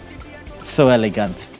But I also have to tell you that we have to go. But before then, this one is coming from Kofi Kwating Amani Nkukro, who says that Ajua Mariama, the family of the Nsuta Kwama Biposo constituency of the NDC. They are mourning her. Her sudden departure is painful, and they wish her Janeteo Fidels and wishing her all the best, and they'll do well by her. So this one is coming from Kofi Kwatingamanin Kokro. So they wish, the family, and then the constituents, the condolences as well deserved. What are we doing next? Yeah, I think we're done for the day. Yeah, certainly. Yes. Well, make sure you join us. I'm getting Kofi Kwating is giving me a reaction, so let me see whether I did it well. Kofi Kwating, I think it was okay. Okay, so that's Ajua Mariama, the late Ajua Mariama. All right, so that'll be it for this morning. Make sure you join us same time tomorrow. We're wrapping up the week because after tomorrow is Valentine's Day. Yeah? Yeah. What are you doing for Valentine's Day? I don't celebrate Valentine's. Okay. For religious purposes. Okay. Yeah. Happy Valentine's Day in advance. Happy Valentine's Day in advance as well. Bye-bye. Enjoy the rest of our programs, yes.